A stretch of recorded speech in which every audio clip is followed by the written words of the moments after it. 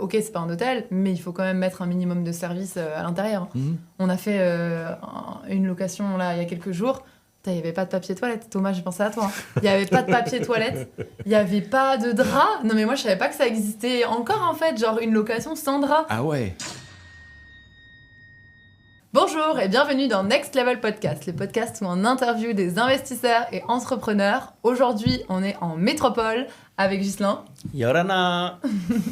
Bienvenue à tous et puis on est avec notre invité spécial aujourd'hui, Thomas. Bonjour. Hello Thomas. Salut. Tu vas bien? Salut Thomas. Oui, salut Ghislain. Je suis content d'être là avec vous. Ah, on est vraiment trop content de t'interviewer Thomas parce que depuis le temps qu'on discute ensemble et qu'on aurait pu enregistrer toutes nos conversations pour le mettre dans la boîte, mais aujourd'hui ça va être le cas. On t'a en direct, ça fait plaisir. Ouais. Yes. Et puis se retrouver en France aussi, c'est cool. C'est carrément. Clair. Exactement. Et oui, parce que du coup tu habites à l'île Maurice, on en parlera après, mais on va te laisser du coup te présenter pour les personnes qui ne te connaissent pas encore.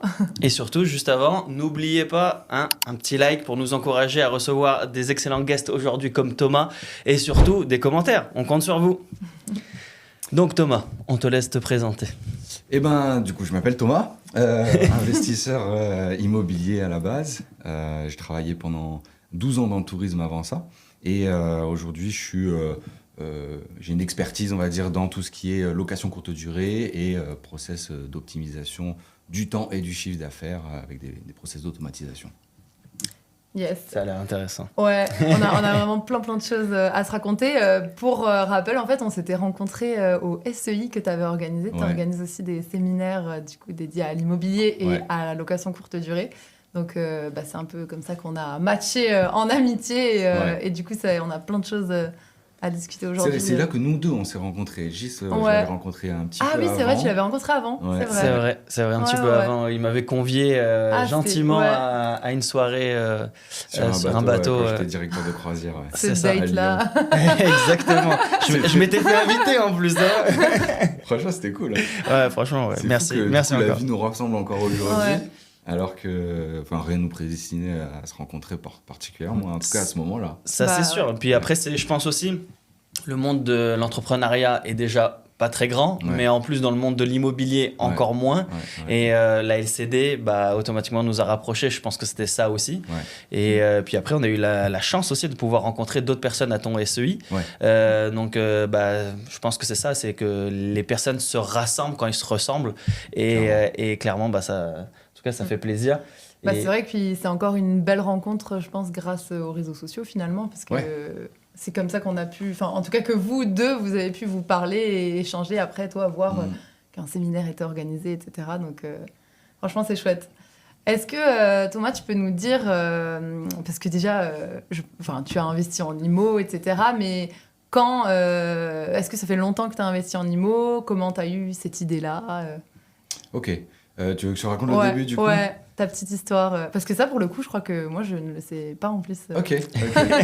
Alors, ce qu'il faut comprendre, c'est que du coup, moi, j'avais décidé de partir vivre aux États-Unis. Donc, j'y ai vécu pendant 4 ans. Je travaillais dans le tourisme.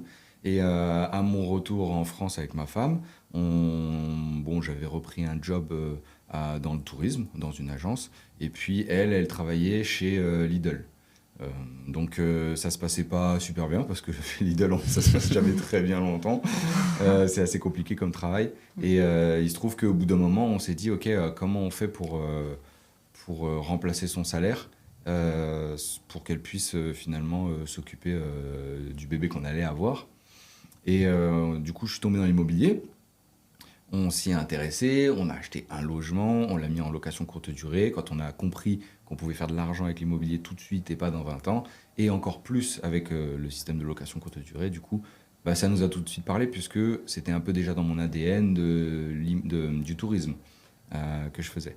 Donc tout de suite on a pris on a acheté un appartement, on l'a mis en location courte durée. Et puis quand on a vu que ça marchait, on a dupliqué et amélioré la recette. Jusqu'à aujourd'hui, donc on a fait plusieurs investissements jusqu'à aujourd'hui. Ok, parce que du coup tu connaissais quelqu'un dans le domaine de la location courte durée ou c'était par ce que tu avais vu, je sais pas, sur YouTube ou ailleurs Pas du tout. Moi je suis un pur produit des formations en ligne. Okay. Donc j'ai acheté une formation, je me suis formé, ensuite je suis allé à un séminaire, j'ai rencontré quelqu'un qui m'a donné vraiment le déclic Et à partir de là, du coup, c'est parti comme une fusée, quoi. Une fois qu'on a trouvé le truc et qu'on a un déclic, on n'a plus que ça en tête, ça nous motive à fond. Ouais, c'est ça, c'est les rencontres. Et c'est ce qu'on a fait également. On a fait pas mal de séminaires et de conférences. Et effectivement, de rencontrer d'autres personnes qui l'ont fait. En fait, c'était ça surtout. Ouais, c'est ça. Ça te donne envie. Et tu dis, si lui, il l'a fait, moi aussi, je peux le faire. Donc après, il faut appliquer la même méthode. Et après, ça prend du temps parce que en fonction de ton secteur, des fois, tu n'es pas au même endroit. Le temps de connaître aussi le marché, etc. Ouais. Ça prend du temps, je pense, à la recherche, etc. Ouais, exactement. Mais quand tu trouves quelqu'un qui l'a fait et qui a réussi, du coup, tu as un modèle. Et donc, ça te motive en te disant, OK, c'est possible, en fait. Donc, comment il a fait lui, je vais faire pareil. Ouais. C'est que là, c'est le mentor, en fait, en mode inspirationnel, en se disant lui il a réussi, il était ok, faut avoir quand même une tête bien faite mais globalement 2 bras 2 jambes, on y arrive. En fait, je pense que le plus dur, c'est de se donner les moyens de rencontrer ces gens-là. Tu vois, c'est de se dire, OK, je sors un peu de ma zone de confort, je vais dans un séminaire avec des gens qui sont un peu tous allumés. En tout cas, au moment où j'y vais, tu vois, je me dis, ils sont tous fous. Pourquoi pas, allons-y. Est-ce que c'est du rêve, est-ce que c'est la réalité? OK. Et au final, en fait, il n'y a pas de secret, c'est le travail. C'est accessible à tout le monde, en fin de compte. Il n'y a pas de choses où tu es prédestiné en fait, à la réussite de l'investissement, en fin de compte. Non, ça c'est clair. Je pense que c'est accessible à tout le monde, à tous ceux qui s'en donnent les moyens en tout cas. Vraiment. Après, est-ce que tout le monde peut le faire? Peut-être pas. J'ai longtemps cru que si, parce que je pensais avoir trouvé vraiment la recette magique et tout. Et en fait, je me suis rendu compte qu'en discutant avec des gens... peut-être que tout le monde ne peut pas faire de l'immobilier, de la courte durée après l'immobilier, parce que c'est vraiment un monde à part de l'immobilier, c'est plutôt du commerce en fait, on est dans la vente de nuitées plutôt que l'immobilier pur. Mais avec du travail, je pense que tout le monde peut l'accomplir, en tout cas le réussir. En fait, c'est que tout le monde peut le faire, on va dire, sans diplôme spécifique, puisque de toute façon, ça n'existe pas dans la location courte durée, mais... Ouais. Oui, il faut quand même un sens du détail, l'envie, la motivation. Il faut pourquoi on le fait. Et un gros pourquoi, clairement, parce que il faut s'accrocher avec l'immobilier. Ah oui, il y a des bonnes et des mauvaises surprises. Surtout toi, Thomas, très connu aussi sur les réseaux pour nous raconter l'envers du décor parfois. Ouais, c'est clair. Parce qu'il y a des surprises. T'as des belles petites histoires. On en a tous. On en a tous. De toute façon, on touche à de l'humain. Donc dès qu'on touche à de l'humain, il y a forcément des trucs qu'on n'attendait pas et des surprises. Et il y en a plus que tu n'attendais pas avant que maintenant. Aujourd'hui, tu découvres des choses que tu te dis, mais comment c'est possible? Tu te dis, c'est incroyable. Même aujourd'hui, avec l'expérience qu'on a, on pense qu'ils nous ont tout fait et en fait ils arrivent à découvrir nous surprendre. Franchement, si je te l'avais déjà dit ça d'ailleurs, mais si on s'était rencontrés, si j'avais entendu tes histoires avant d'investir en immobilier, je ne suis pas sûre clairement que je l'aurais fait parce que tu fais flipper quand même. Tu me l'as déjà dit, ça m'embête parce que l'idée c'est surtout pas de décourager les gens, c'est juste de partager un peu l'envers du décor, clairement. Soyez prêts. Voilà. Non, mais parler de la réalité des choses, parce qu'aujourd'hui sur les réseaux il y a plein de gens qui vous vendent plein de rêves avec la location courte durée et ils vous disent pas plein de choses. Mais ça veut pas dire pour autant que il faut pas le faire, bien évidemment. Et puis aussi on en rit parce qu'au bout d'un moment c'est difficile sur le moment. Quand on est face à des situations comme ça nous embête parce qu'on a mis tout notre temps et notre énergie dans des projets et on voit que des fois on n'est pas trop respecté, mais voilà, c'est important de savoir ce que c'est la réalité de la courte durée. Ça ne veut pas dire pour autant qu'il ne faut pas le faire. Oui, et puis ça n'arrive pas à tout le monde, tout le temps. Heureusement, c'est des exceptions. Et puis aussi, nous, on est sujet à ça parce qu'on a du volume. On a plusieurs logements qui font qu'on du coup on reste sur beaucoup de monde et donc forcément on est plus exposé à quelqu'un qui a un petit appartement et qui fait ça un petit peu clairement. à côté. Donc toi tu es entrepreneur depuis combien de temps? Alors moi je suis entrepreneur depuis que je suis rentré en France parce que quand je suis arrivé en France, j'ai tout de suite été embauché dans de grosses agences de tourisme pour mon expérience aux États-Unis. Donc forcément, ça séduisait sur le CV. Sauf que j'ai très mal vécu le salariat à la française. En fait, j'avais jamais vraiment travaillé en France, à part si j'ai vendu des pop-corn au méga CGR et j'ai travaillé chez McDo. Donc quand je suis arrivé aux États-Unis, c'était là ma vraie expérience dans le monde du salariat, on va dire. Et quand je suis revenu en France, là, ça a été très, très compliqué pour moi. Du coup, j'ai pas tenu très longtemps dans une agence. En fait, j'en ai fait 2 et puis à chaque fois, c'était très compliqué. Et je me suis dit, en fait, c'est simple, c'est soit je fais une dépression d'être rentré en France et je repars, soit je monte ma société et puis voilà. Sauf que quand on est rentré en France, c'était pour une bonne raison, parce qu'on n'avait pas du tout envie de quitter les États-Unis, mais on avait envie d'avoir un bébé et de se marier. Et à ce moment-là de nos vies, c'était quand même plus facile de revenir en France plutôt que de le faire aux États-Unis. D'une, parce qu'on n'avait pas les moyens d'avoir un enfant aux États-Unis, clairement. Et de deux, que si on se mariait, il fallait que tout le monde vienne et que ça allait coûter très cher. Notre famille, elle allait peut-être pas pouvoir assumer le mariage, quoi. C'est ça. Donc on s'est dit, bon, on rentre en France pour l'instant, et puis on verra ce qu'on fait. Et du coup, plutôt que de repartir parce que je me sentais pas bien en France, en tout cas dans le salariat, je me suis dit, je vais monter ma société de tourisme qui a duré du coup de 2013 à 2019. Et puisque après, à 2019, mes revenus immobiliers nous permettaient d'arrêter de travailler, en tout cas travailler comme on l'entend, et aussi j'ai développé cette petite activité sur Internet que j'avais envie de plus développer, que je faisais à côté de mon statut d'auto-entrepreneur en fait dans le tourisme. Et là je me suis dit bon, j'arrête, je ferme ma société de tourisme et je me mets vraiment immobilier, à fond immobilier, et puis je continue un petit peu l'entreprise en ligne, quoi, le business en ligne. Donc du coup, t'es rentré quand même assez longtemps en France. Et pourquoi t'as voulu toujours repartir, ou vous vous êtes dit on va rester en France, on va faire un cadre de travail à peu près sain, rester en France, construire sa famille, etc. En fait, dès qu'on est parti, on savait qu'on repartirait, on repartirait de la France. On adore ce pays, vraiment, profondément.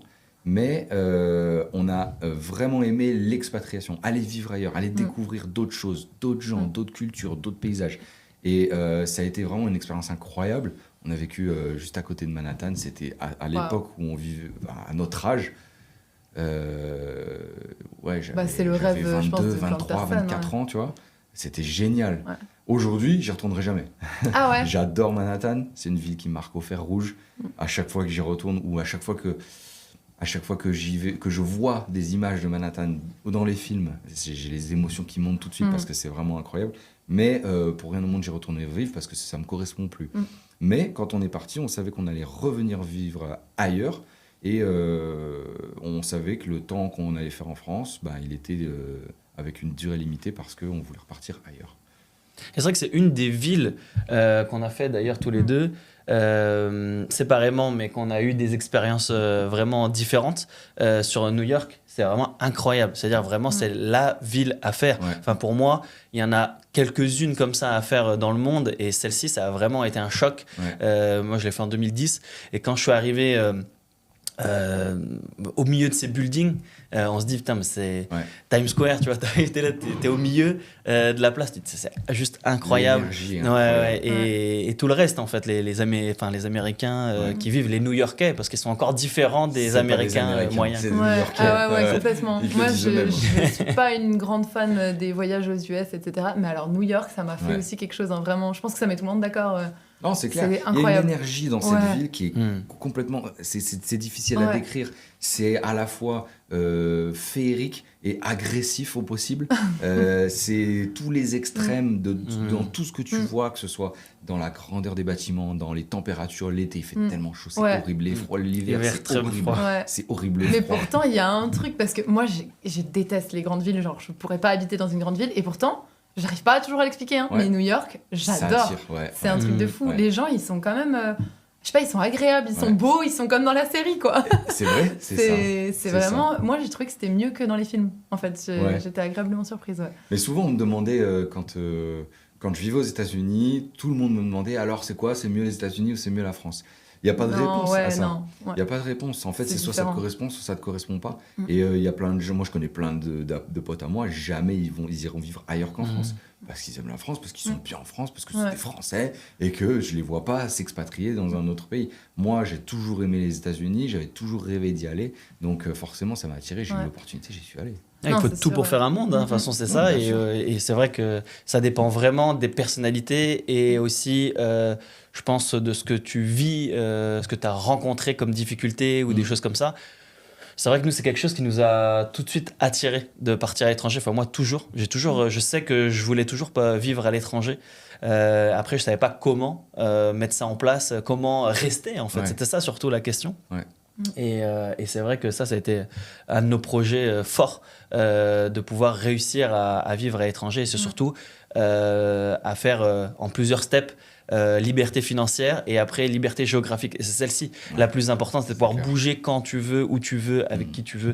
Et ça, c'était vraiment, vraiment la force pour nous, pouvoir bouger comme ça. Ah ouais, clairement. Bah, de toute façon, moi, je suis un peu plus jeune que vous, du coup, mais quand je suis partie, rien qu'en stage, j'avais fait 2 mois en Espagne. C'est là où j'ai grandi, j'ai changé complètement. J'étais quelqu'un de quand même, je pense, timide et je ne parlais pas un mot d'espagnol. Je suis partie 2 mois et demi là-bas. Et c'était incroyable, genre jamais je me suis sentie aussi bien en fait, alors que j'étais pas du tout chez moi, je comprenais rien, je connaissais personne, et c'était génial en fait. Et je me suis dit, waouh, je suis capable en fait, et je pense que ça t'ouvre un champ de possibles.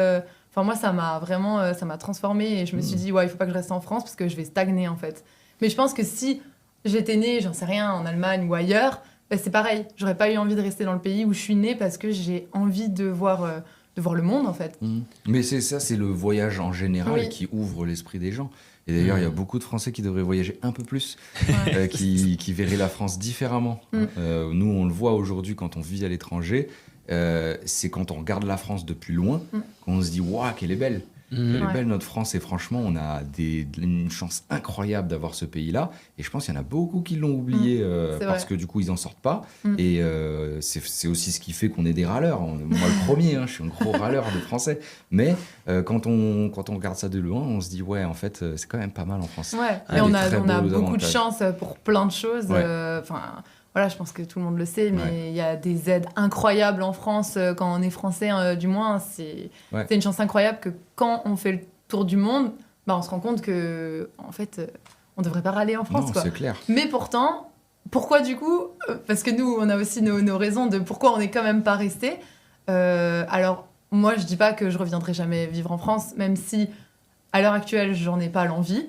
C'est, comme tu dis, un très beau pays, on a plein de chance, mais du coup, moi, il y a plein de choses qui me correspondaient plus quand j'ai découvert vraiment l'international, quoi. Parce qu'on m'a souvent dit, mais pourquoi tu vas ailleurs? L'herbe, elle est pas plus verte ailleurs, mais c'est pas qu'elle est plus verte ailleurs, mais elle est différente. Et moi, j'ai vu des avantages ailleurs, notamment sur la sécurité, l'ambiance générale, le fait de pouvoir s'ouvrir aux autres. Ça m'a beaucoup plus plu dans d'autres pays, pour le coup, ce côté-là. Et je pense que moi, le point vraiment clé, c'était la sécurité, où je me sentais plus en sécurité en France, qui m'a fait partir, en tout cas. Du coup, je sais pas si toi, c'est un peu la même chose. Le pourquoi, du coup, quand vous êtes revenu en France, t'as dit, je vais repartir tout de suite. En fait, on s'est dit qu'on allait repartir parce qu'on a adoré l'expérience d'expatriation. Et aussi, quand on a tout de suite vu, quand on est revenu en France, que ça allait pas le faire. Ça allait pas le faire en termes sur le plan professionnel. Okay. Après, par rapport à l'insécurité, je m'en suis plus rendu compte. Je m'en suis rendu compte en partant. Que c'est vrai qu'en fait, c'est pas super safe la France. Non. C'est pas partout, il faut pas exagérer. Il y a plein de villes où c'est très safe, mais quand on vit ailleurs, on se rend compte à quel point on est en sécurité, et qu'en fait en France, on a pris des réflexes qui nous deviennent normaux en fait, de se dire ok, je regarde par-dessus mon épaule, je fais attention à mes affaires et tout. Et là où dans des pays en fait ils calculent même pas, tu sais. Ils peuvent laisser un téléphone sur une table de café sans risquer qu'il y a quelqu'un qui vienne lui voler. Alors qu'à Paris, tu peux pas faire ça. Non. Donc, c'est ça, en fait, on s'en rend compte quand on part de la France. Mais aujourd'hui, la France, elle m'a permis de faire des choses merveilleuses que j'aurais jamais pu faire ailleurs. En termes d'immobilier, jamais j'aurais pu faire ça aux États-Unis, par exemple. Donc, je suis très, très reconnaissant. J'ai beaucoup de gratitude pour ce pays qui m'a permis d'avoir ce tremplin. Et finalement, quand on se dit, ouais, le rêve américain, il existe. Tout le monde peut réussir aux États-Unis, mais c'est quand même abordé d'une manière différente en France, qui fait qu'aussi on peut rêver en France, vraiment. Et après, par contre, il y a peut-être cette sensation d'avoir un plafond de verre en France, où on se dit au bout d'un moment, peut-être que maintenant je suis arrivé à un stade où j'ai besoin d'aller voir ailleurs et peut-être pour grandir, là où la France me permet plus trop d'aller loin parce que du coup on tombe dans cette tranche où on est imposé à mort, il faut charbonner à mort pour être imposé à mort, et on n'arrive plus du coup à... Alors c'est certainement une fausse idée que j'ai parce qu'il y a plein de gens qui réussissent vraiment bien en France, mais il y a une espèce de step qui est difficile à passer et je pense que l'expatriation peut nous aider à le passer. Plus que ouais, et je pense, en tout cas, moi, c'est la vision que j'ai, c'est qu'en France, on rêve beaucoup d'avoir un bon boulot, une belle maison, etc. Que l'American Dream, enfin, en tout cas, moi, comment je le vois, c'est un peu genre, tu crées ta start-up, tu réussis, les gens, ils t'encouragent, t'as beaucoup de gratitude et tout. Et en France, enfin, après, c'est vraiment un cliché aussi, parce que c'est pas toujours vrai, mais il y a un peu la jalousie. Il y a, non, si, c'est vrai. Franchement, c'est vrai. Ouais, après, franchement, c'est vrai, mais pas dans tous les cas, parce que voilà, nous, on est quand même très bien entourés, alors peut-être qu'on a de la chance, mais c'est vrai qu'on l'a aussi eu, où t'as de la chance. Bah non, enfin, genre, t'as pas vu par où je suis passée, et aux US ou même ailleurs, c'est plus dans l'encouragement. Ah, comment t'as fait pour réussir, etc. C'est super. Enfin, rien que nous, on est en Polynésie française, donc ça reste français, mais ça n'a rien à voir avec la France, clairement. Les Polynésiens, ils sont carrément pas comme les Français. C'est beaucoup plus dans l'encouragement, dans « Ah, comment t'as fait ? Ouais, c'est génial !» Et du coup, c'est beaucoup plus agréable de vivre dans un endroit comme ça, où tu te sens à l'aise, en fait, et où aussi t'arrives mieux à te faire des relations, en fait. Des relations de tout type. Parce qu'en France, pour rencontrer des gros entrepreneurs, des gens qui ont réussi, on va dire... c'est un peu plus compliqué, le cercle il est très fermé quand même. Ouais, non, c'est vrai. Mais vraiment, je pense qu'il y a ce mode un peu jalousie qu'on a en France, il est même pas malveillant. En fait, il est ancré dans chacun des Français, on va dire. Et souvent, on y a fait face quand nous, on a commencé à entreprendre, on a fait face à des phrases du genre Thomas il a de la chance, ou alors ça y est, Thomas et Audrey ils investissent dans l'immobilier donc ils sont riches, tu vois, donc vas-y, c'est eux qui peuvent payer le resto, tu vois, alors que les mêmes mecs qui te disent ça ils gagnent déjà plus que nous avec l'immobilier qu'on a aujourd'hui, tu vois. Et donc c'est juste que c'est différent, en fait. Voilà, on est des râleurs. Je crois que c'est ça, il faut résumer ça comme ça. C'est vrai que c'est ça, t'as raison. C'est ce que tu disais tout à l'heure sur la partie de la France où on a beaucoup de chance, en fait, au niveau de l'investissement, au niveau des prêts, au niveau... on peut emprunter vraiment avec plus des facilités par rapport à nos voisins européens, même jusqu'à 110%. Il y a eu avec des taux vraiment... beaucoup plus faible par rapport à la moyenne globale, alors que c'est un enfer fiscal, clairement. Et donc, du coup, c'est vraiment cette balance qui est folle, parce qu'en fait, tu peux emprunter, tu peux te développer, mais de l'autre côté, en fait, on te reprend énormément. Et c'est ça, en fait, je trouve, qui est frustrant pour l'entrepreneur moyen et qui a envie de se développer et de grandir. En fait, on l'incite, en fin de compte, à changer son mindset et voire à s'adapter, donc partir. Soit en fait revendre et changer de destination. C'est clair, mais c'est exactement ça. Si tu es entrepreneur en France et que tu sais pas t'adapter au jour le jour d'une semaine à l'autre, tu es mort. Parce que en fait, on te permet de faire des choses d'un côté et de l'autre, on te les reprend avec l'impôt. Et donc, si tu t'intéresses pas aux choses dès le début et que tu regardes pas un peu plus loin que le bout de ton nez, tu te lances dans des projets, tu te fais éclater, tu t'es découragé, t'arrêtes, ou alors tu t'adaptes et tu changes ton fusil d'épaule et puis tu fais comme ci et comme ça et tu essaies de comprendre comment les autres ils ont fait pour esquiver tous ces plans fiscaux et tout. Et alors il y a des niches fiscales qui existent encore, mais elles deviennent de plus en plus rares. Et aujourd'hui, d'ailleurs, les politiques ils l'ont bien compris, ils viennent nous taper dessus constamment parce que ils ont mis en place des trucs qui nous permettent de faire ce qu'on fait aujourd'hui et maintenant ils nous les reprennent. Et il y en a plein qui se retrouvent dans la merde à cause de ça. Et même sur l'investissement, mais aussi sur l'entrepreneuriat. Moi, j'en connais plein qui ont entrepris. En fait, ils ont quitté leur boulot, genre ils en avaient marre, ils ont démissionné, ils sont partis. Alors que quand tu commences à discuter avec les gens, quand tu commences à t'intéresser à ce sujet, comment créer une boîte, etc., comment être aidé, en fait, franchement, la France nous aide énormément. Ou si tu arrives à quitter ton travail correctement, tu as des aides à la création d'entreprise, à la reprise d'entreprise, etc.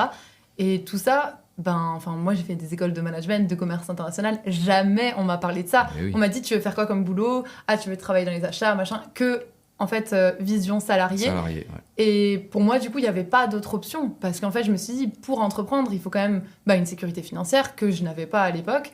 Alors qu'on m'aurait expliqué ça tout de suite, je me serais dit, mais waouh, c'est génial, en fait. Genre, je peux essayer. Et au pire, je me rate, voilà, il y a quand même un coussin financier. Et tout ça, si t'as personne qui te l'explique, tu ne le sais pas, en fait. Et du coup, tu te lances pas. Tu te lances comme ça, tu te retrouves effectivement dans la merde.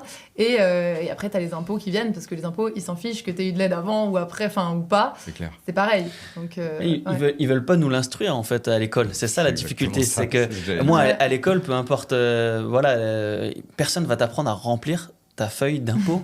Personne va t'apprendre à négocier ton salaire. Personne va t'apprendre à investir ce que tu as gagné. En fait, tu obtiens un diplôme et ce diplôme, il va te servir en fait à avoir des qualifications validées, à obtenir un travail. Mais ce travail, personne va te dire « Ah ouais, ok, on te donne un revenu. Ce revenu, qu'est-ce que tu en fais ?» Et du coup, les gens sont en fait dans la consommation au lieu d'être dans la production. Et c'est ça la difficulté, c'est ils ont moins d'actifs que de passifs, et c'est compliqué. Oui, c'est ce qu'on t'apprend de toute façon. Moi, je suis très fâché avec l'éducation nationale, faut pas me lancer là-dessus. Très bien, on fait un podcast juste pour ça. Hein. Et moi, j'ai une question, si on peut du coup rebondir sur ton expatriation à Maurice, parce que moi, ça m'intéresse beaucoup. Il y en a quand même de plus en plus qui s'expatrient là-bas. Alors, de plus en plus, c'est plutôt parce qu'on suit beaucoup de gens dans le même domaine. Ouais. Mais du coup, pourquoi l'île Maurice ? Et parce que du coup, tu as un fils aussi. Donc, au niveau de l'éducation, est-ce que ça change quelque chose ? Est-ce que... parce que du coup, c'est pas français, l'île Maurice. Donc, mais il parle français. Hein. Bien sûr. Donc, bien sûr. Alors, pourquoi l'île Maurice ? Il y avait plusieurs facteurs, en fait. Donc, déjà, on savait qu'on voulait repartir de la France, mais dans une destination radicalement différente de Manhattan. On avait envie, du coup, d'une île tropicale. Il fallait que ce soit pas la France. Il fallait que ce soit avec pas trop de décalage horaire pour pouvoir continuer de gérer tous nos logements en location courte durée qu'on gère sans conciergerie, nous, depuis la destination dans laquelle on allait aller. Il fallait que le système de santé et d'éducation soit OK. Alors, je sais, il y en a qui vont me taper dessus sur le système de santé. Je parle des hôpitaux privés parce que clairement, on ne va pas comparer l'hôpital mauricien avec les cliniques françaises, même publiques qu'on a. Hein. Ils mettent clairement pas les mêmes moyens et ils sont pas opposés au même taux. Donc voilà. Aujourd'hui, le système de santé à Maurice, en tout cas privé, il est très correct. En termes d'éducation, il y a effectivement des écoles privées. Alors, on a fait le choix, entre guillemets, de le mettre dans une école privée française, un peu à mon désarroi, mais en fait, on ne savait pas trop où est-ce qu'on mettait les pieds. C'est-à-dire que nous, on n'est jamais allé à l'île Maurice avant d'y aller, en fait. Moi, j'ai eu la chance d'y aller 5 jours dans un mastermind où on n'est pas trop sorti de l'hôtel, donc je n'ai pas vraiment vu quoi que ce soit. Et ma femme, elle n'était jamais mis les pieds là-bas. Donc, on voulait le mettre dans une autre école, et finalement, il n'y avait plus de place. Finalement, du coup, on s'est rapatrié sur cette école, qui en soi est très bien, mais ça reste le système d'éducation français. À une chose qui diffère, je pense, c'est déjà l'anglais. À l'île Maurice, la langue officielle, c'est l'anglais, même si tout le monde parle français parce que ça a été une colonie française. Tout le monde parle créole aussi, mais la langue officielle, c'est l'anglais. Donc, mon fils, il est en CM1, il a déjà 6 heures de cours d'anglais par semaine avec des matières en anglais, typiquement des maths en anglais. Donc, voilà. Et ça, je trouve que c'est bien. Après, on me l'a peut-être un peu survendu aussi parce qu'on m'a dit, voilà, en 6e, ils doivent être bilingues. Il ne sera pas bilingue en 6e, ça je le sais. Tu vois. Même si voilà, ils font 6 heures de cours d'anglais, ça reste une école française, donc tu vois, c'est... Voilà. Big up à ton fils, s'il écoute le podcast. Relis tes cours d'anglais. Non, il se débrouille vachement bien, c'est juste que c'est pas assez. C'est pas assez. Et la vérité, c'est qu'il devrait y avoir encore plus de cours de différentes matières et donnés en anglais. Si vraiment il faut qu'il soit bilingue, voilà. Et le problème, c'est aussi on peut pas attendre de lui qu'il soit bilingue en français, en anglais, si on le met dans une école française. Bah déjà, ça n'a pas de sens parce que du coup, en fait, tous les Français mettent leur môme là-dedans, donc ils parlent tous français entre eux. Bah oui. Voilà. Après, il n'y a pas que des Français. Mais il y a de plus en plus d'anglophones qui arrivent dans cette école. Et ça, ils en ont fait vraiment un point d'honneur et une fierté quelque part, parce que c'est vrai que du coup, s'ils attirent des anglophones, c'est-à-dire que quelque part, l'école est plutôt bien. Et il y a aussi des Mauriciens. Mais voilà, ils parlent français entre eux. Donc, ils ne seront jamais bilingues en 6e, c'est sûr. Après, qu'est-ce qui m'a séduit d'autre? Bien évidemment, le climat, hein, on ne va pas se mentir. J'ai de la famille à La Réunion, donc c'est pratique aussi. Ça me permet d'aller les voir régulièrement. Et si aujourd'hui, je dois choisir une chose pour laquelle je suis très content d'être allé vivre là-bas, c'est clairement la qualité de vie que j'offre à mon fils par rapport à la France, en termes de climat, de sécurité et d'opportunités aussi. Et puis, la vie d'un enfant. Je veux dire, il sort des cours. Les cours là-bas, c'est 7h40, 14h20. Et après, c'est du sport. Donc, il fait du tennis, où il rentre à la maison, il fait de la piscine, de la plage, les devoirs un petit peu. Et ils sont tout le temps dehors. Il va faire du foot dans le parc, voilà. Donc ça, c'est clairement une qualité de vie que je ne peux pas lui offrir ici en France. Et du coup, pour lui, ça n'a pas été un arrachement quand tu l'as fait partir de son école en France? Je pense qu'on l'a fait au bon moment. Ouais. Au moment où il commençait à se faire des vrais potes. Okay. Mais bon, voilà, c'est pas encore non plus, tu vois. Parce qu'il a quel âge? Il a 9 ans, bientôt 10. Okay. Donc si, ça a été compliqué, mais je pense qu'on en a bien parlé avec lui avant. On a discuté pendant longtemps. Tu l'as préparé et tout. Et puis il a appréhendé le fait qu'il allait dans une grande école, parce que c'est une grosse école. Il y a beaucoup d'enfants par rapport à là où il était. Il était dans une petite école de campagne. Okay. Les classes, c'était des préfabriqués, tu vois, c'était vraiment un peu à l'arrache, et c'était tout petit. Et là, il est dans une énorme école, mais je lui dis, mais plus il y a d'enfants, plus il y a l'opportunité de faire des potes. Donc, tu vas avoir plein de copains. Et c'est ce qui s'est passé finalement, le début. Dès le début, il s'est fait plein de copains. Ah, top. Super. Et du coup, quand toi et ta chérie, vous êtes allés à l'île Maurice, vous avez tous les deux quitté votre boulot en France, ou t'avais plus déjà, toi, ton travail et elle aussi, ou ça a été vraiment le changement de vie géographiquement et dans votre vie pro? Alors, avant de répondre à cette question, je vais rajouter un truc sur l'expatriation, parce que sinon tout le monde va me taper dessus. La fiscalité. C'est bon, je le dis, ok, la fiscalité, elle est très très bien à l'île Maurice, je suis très content, merci. Voilà, parce que sinon je les vois dans les commentaires, ouais, en fait c'est pour la fiscalité. Voilà. Donc, oui, c'est pour ça. Franchement, là, en plus, la fiscalité, on a découvert on s'est intéressé en tout cas à la fiscalité après avoir choisi la destination. Bon, ça nous a conforté dans notre choix, clairement, tu vois. Mais voilà, qu'on le dise. Et du coup, tu as choisi l'île Maurice par rapport, parce que tu as de la famille du coup à La Réunion et ailleurs, mais peut-être pourquoi pas une autre destination. Enfin, qu'est-ce qui a fait l'île Maurice par rapport à d'autres C'est simple. Nous, après avoir fait le tri, c'était la Floride, Maurice ou la Thaïlande. Okay. Voilà, c'était les trois qui nous intéressaient. Les États-Unis, on adore. Je pense qu'à mon avis, on finira nos jours là-bas. Mais je pense qu'on n'avait pas encore les moyens de vivre en Floride. En tout cas, pas de la manière dont on l'imagine. Donc, on s'est dit, OK, on ne peut pas jouer là-bas. Est-ce qu'on peut jouer ailleurs? Ouais, Maurice, c'est cool. Finalement, c'est pas cher que ça, Maurice, quand même. Faut le savoir. Et la Thaïlande, ok, c'est pas cher. Par contre, 6 heures de décalage horaire dans l'autre sens pour gérer les courtes durées. Je veux bien que j'ai tout automatisé, mais il faut quand même être là, quoi. C'est un business qui se supervise, tu vois. Il faut pouvoir être disponible de temps en temps et tout. Donc, pas possible. Du coup, Maurice... C'est possible avec une conciergerie. Oui, bien sûr, mais c'est pas mon truc. Okay. Moi, je forme les conciergeries. À la fin du podcast, on va te convaincre. Je suis déjà convaincu. Moi, je forme les conciergeries, donc je suis convaincu à ça. C'est juste que c'est pas le créneau que j'ai choisi, et aujourd'hui, je préfère garder cette marche pour pouvoir vivre. Donc, je fais ce choix-là. On en reviendra là-dessus. Ouais. Mais clairement, la façon dont on gère nos logements, en tout cas aujourd'hui, ne nous permettait pas d'aller vivre en Thaïlande. Et là, 2 à 3 heures de décalage horaire, c'est manageable, je sais pas comment on dit, ça se fait, quoi. Ouais. Ok. Du coup, pour répondre à ta question tout à l'heure, si vous aviez quitté le travail et l'environnement géographique, du coup, ou si la transformation a été non, en fait, rien n'a changé professionnellement dans notre vie quand on est parti de la France vers Maurice, si ce n'est qu'on peut plus faire d'immobilier, parce que du coup, on n'est plus fiscalisé en France, donc on nous prête pas d'argent en France. Et de l'autre côté, à Maurice, c'est quand même assez compliqué de faire de l'immobilier dans la manière dont on l'a fait jusqu'à présent, parce que c'est 30% d'apport minimum, c'est des taux variables, on est déjà dans les 5%, je crois, de mémoire. Peut-être j'ai une bêtise, mais c'est déjà assez haut, et ça peut bouger du jour au lendemain. Et en plus, tu ne peux pas acheter n'importe quoi. Il y a des programmes qui sont réservés aux expats, et il y a de l'immobilier qui sont dédiés aux Mauriciens, et ce qui est très bien d'ailleurs pour préserver leur capacité d'acheter de l'immobilier, mais bien évidemment, ils se réservent les meilleurs endroits, et ce qui est aussi normal. Et donc, du coup, aujourd'hui, à mon grand regret, parce que je suis un passionné d'immobilier, je suis un peu bloqué à ce niveau-là, il faut le reconnaître. Donc, du coup, je me suis dit, je vais me focaliser un peu plus sur le business en ligne pour l'instant. Voilà, ce serait une étape de ma vie où je vais faire beaucoup plus de business en ligne et développer plus de choses que d'investir dans l'immobilier. Du coup, votre source de revenus principale, c'est plutôt tes formations ou l'immobilier, justement, ou c'est un peu les deux Ça a été très longtemps l'immobilier, parce que j'ai toujours fait... le business en ligne, ça a été toujours vraiment un truc side project, tu vois, à côté.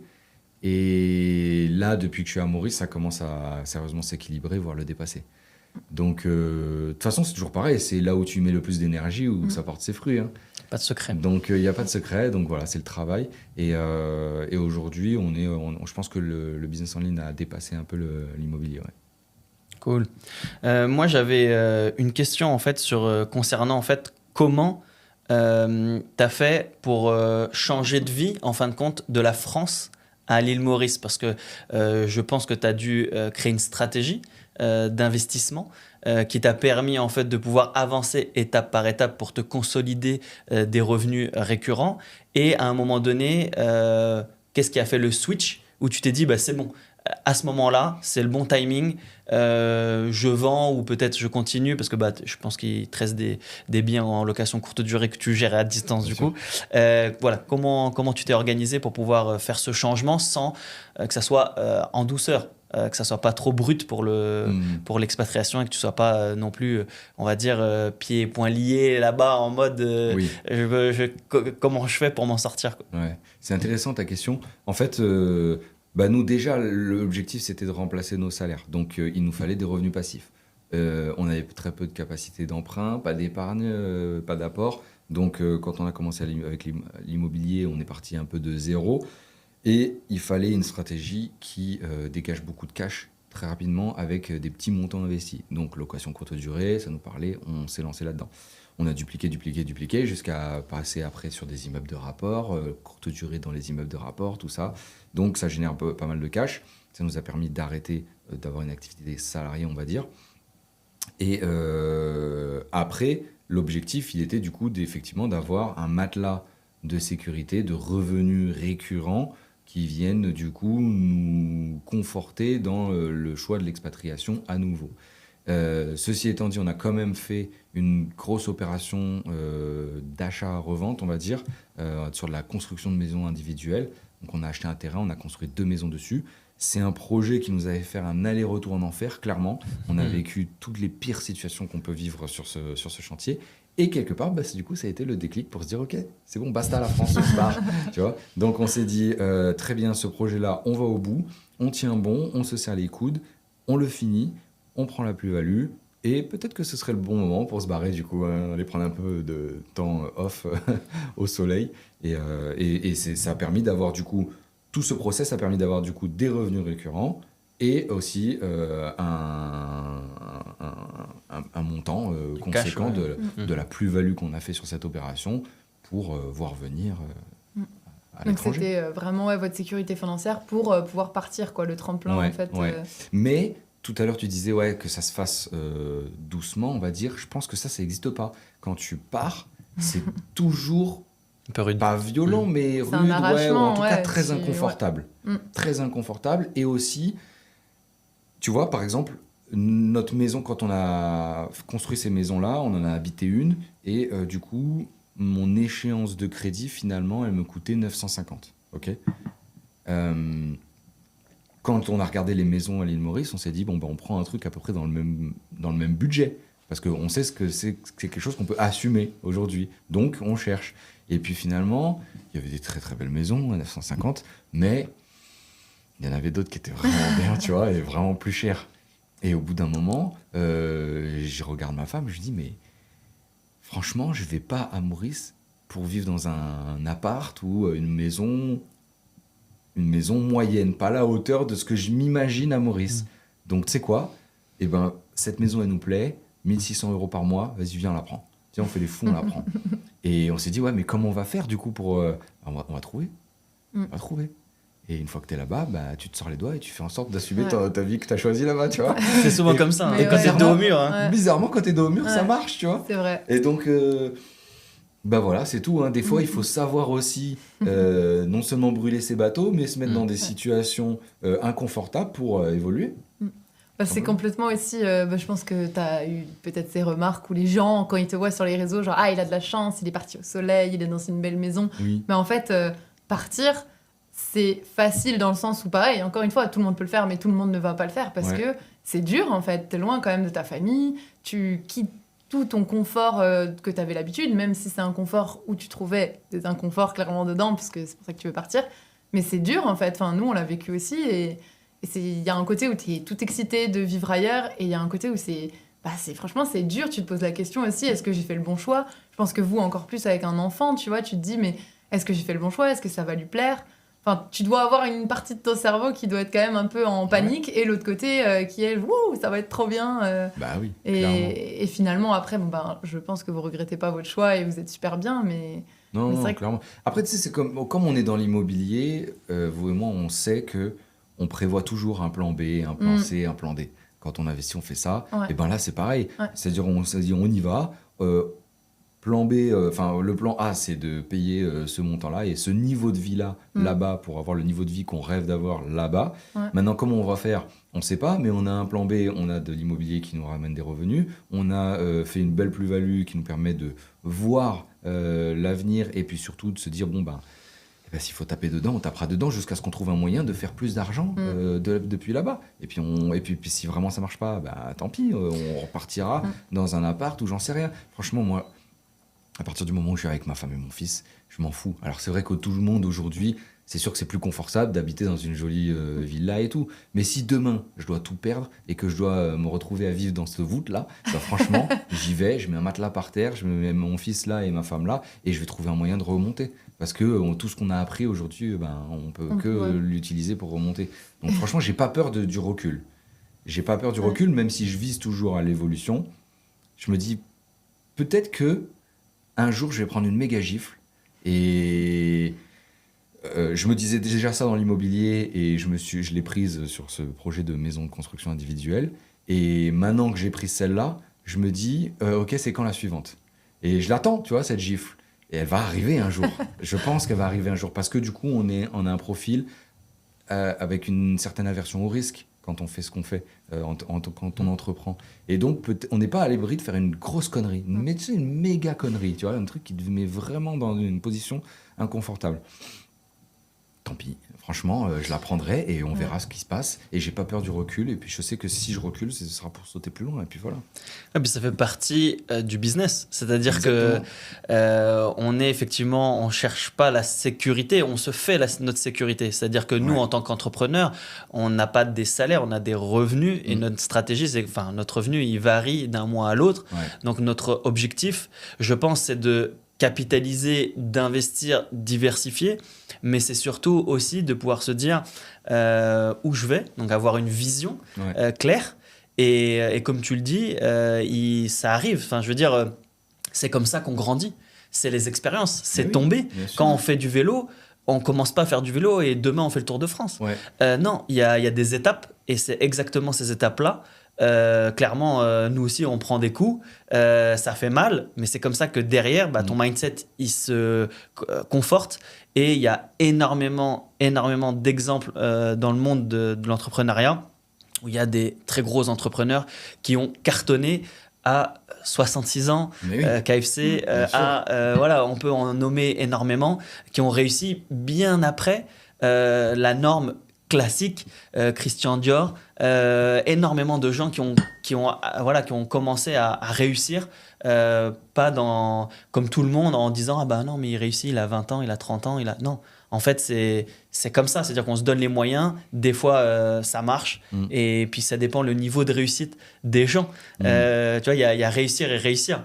Moi, je sais que mon ambition avec Chloé, c'était une richesse de liberté et pas une richesse financière. Oui, bien sûr. Et c'était une richesse de culture et d'aventure.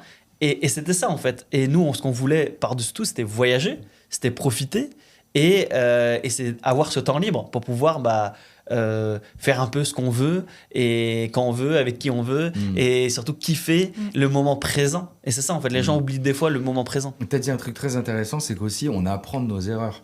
Donc plus on en fait, sur le papier, on est censé aller plus loin après. Ouais. Et d'ailleurs, un bel exemple pour illustrer ça, c'est encore une fois ce projet de maison, de construction de maison individuelle qui nous a mis un peu dans des difficultés.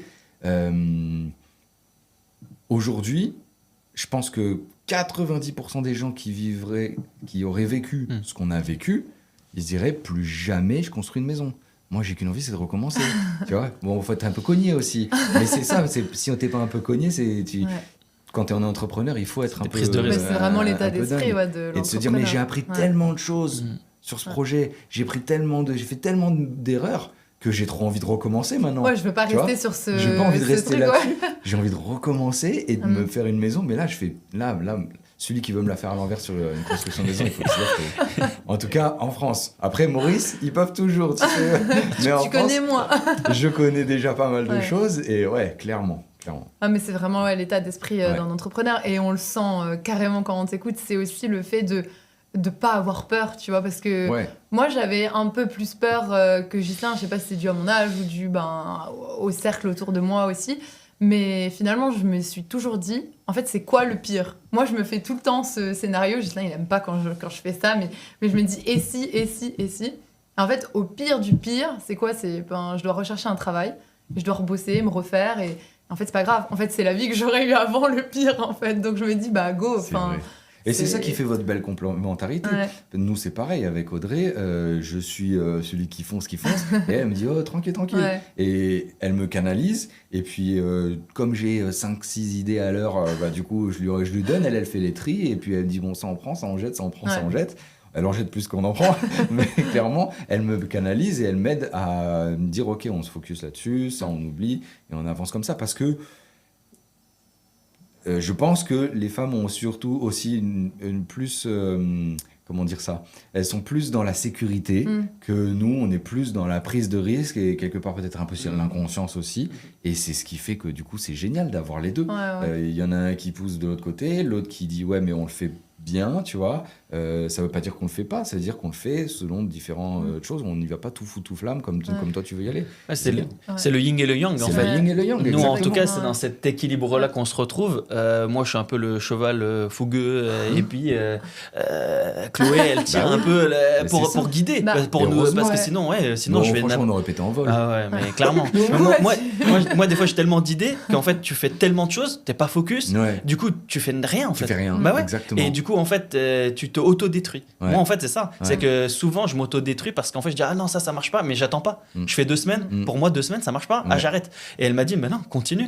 Et on a continué. Et ce qui a fait qu'aujourd'hui, la conciergerie est devenue comme elle l'est. Parce qu'au début, je dis, mais j'ai pas de clients, Attends, il a fait 1 mois, son site, là. En plus, il est tout pété au début. Genre, vraiment, c'est moi qui ai fait le site et je connais rien. Et moi, je bossais encore à ce moment-là. Et je rentrais, il était tout fier. Il me disait, ah, regarde, tu fais le site et tout. Et je dis, ouais, enfin, il est pas ouf et tout, retravail et tout. Donc, il était comment ouf, il bossait, mais toute la journée. Moi et ma femme.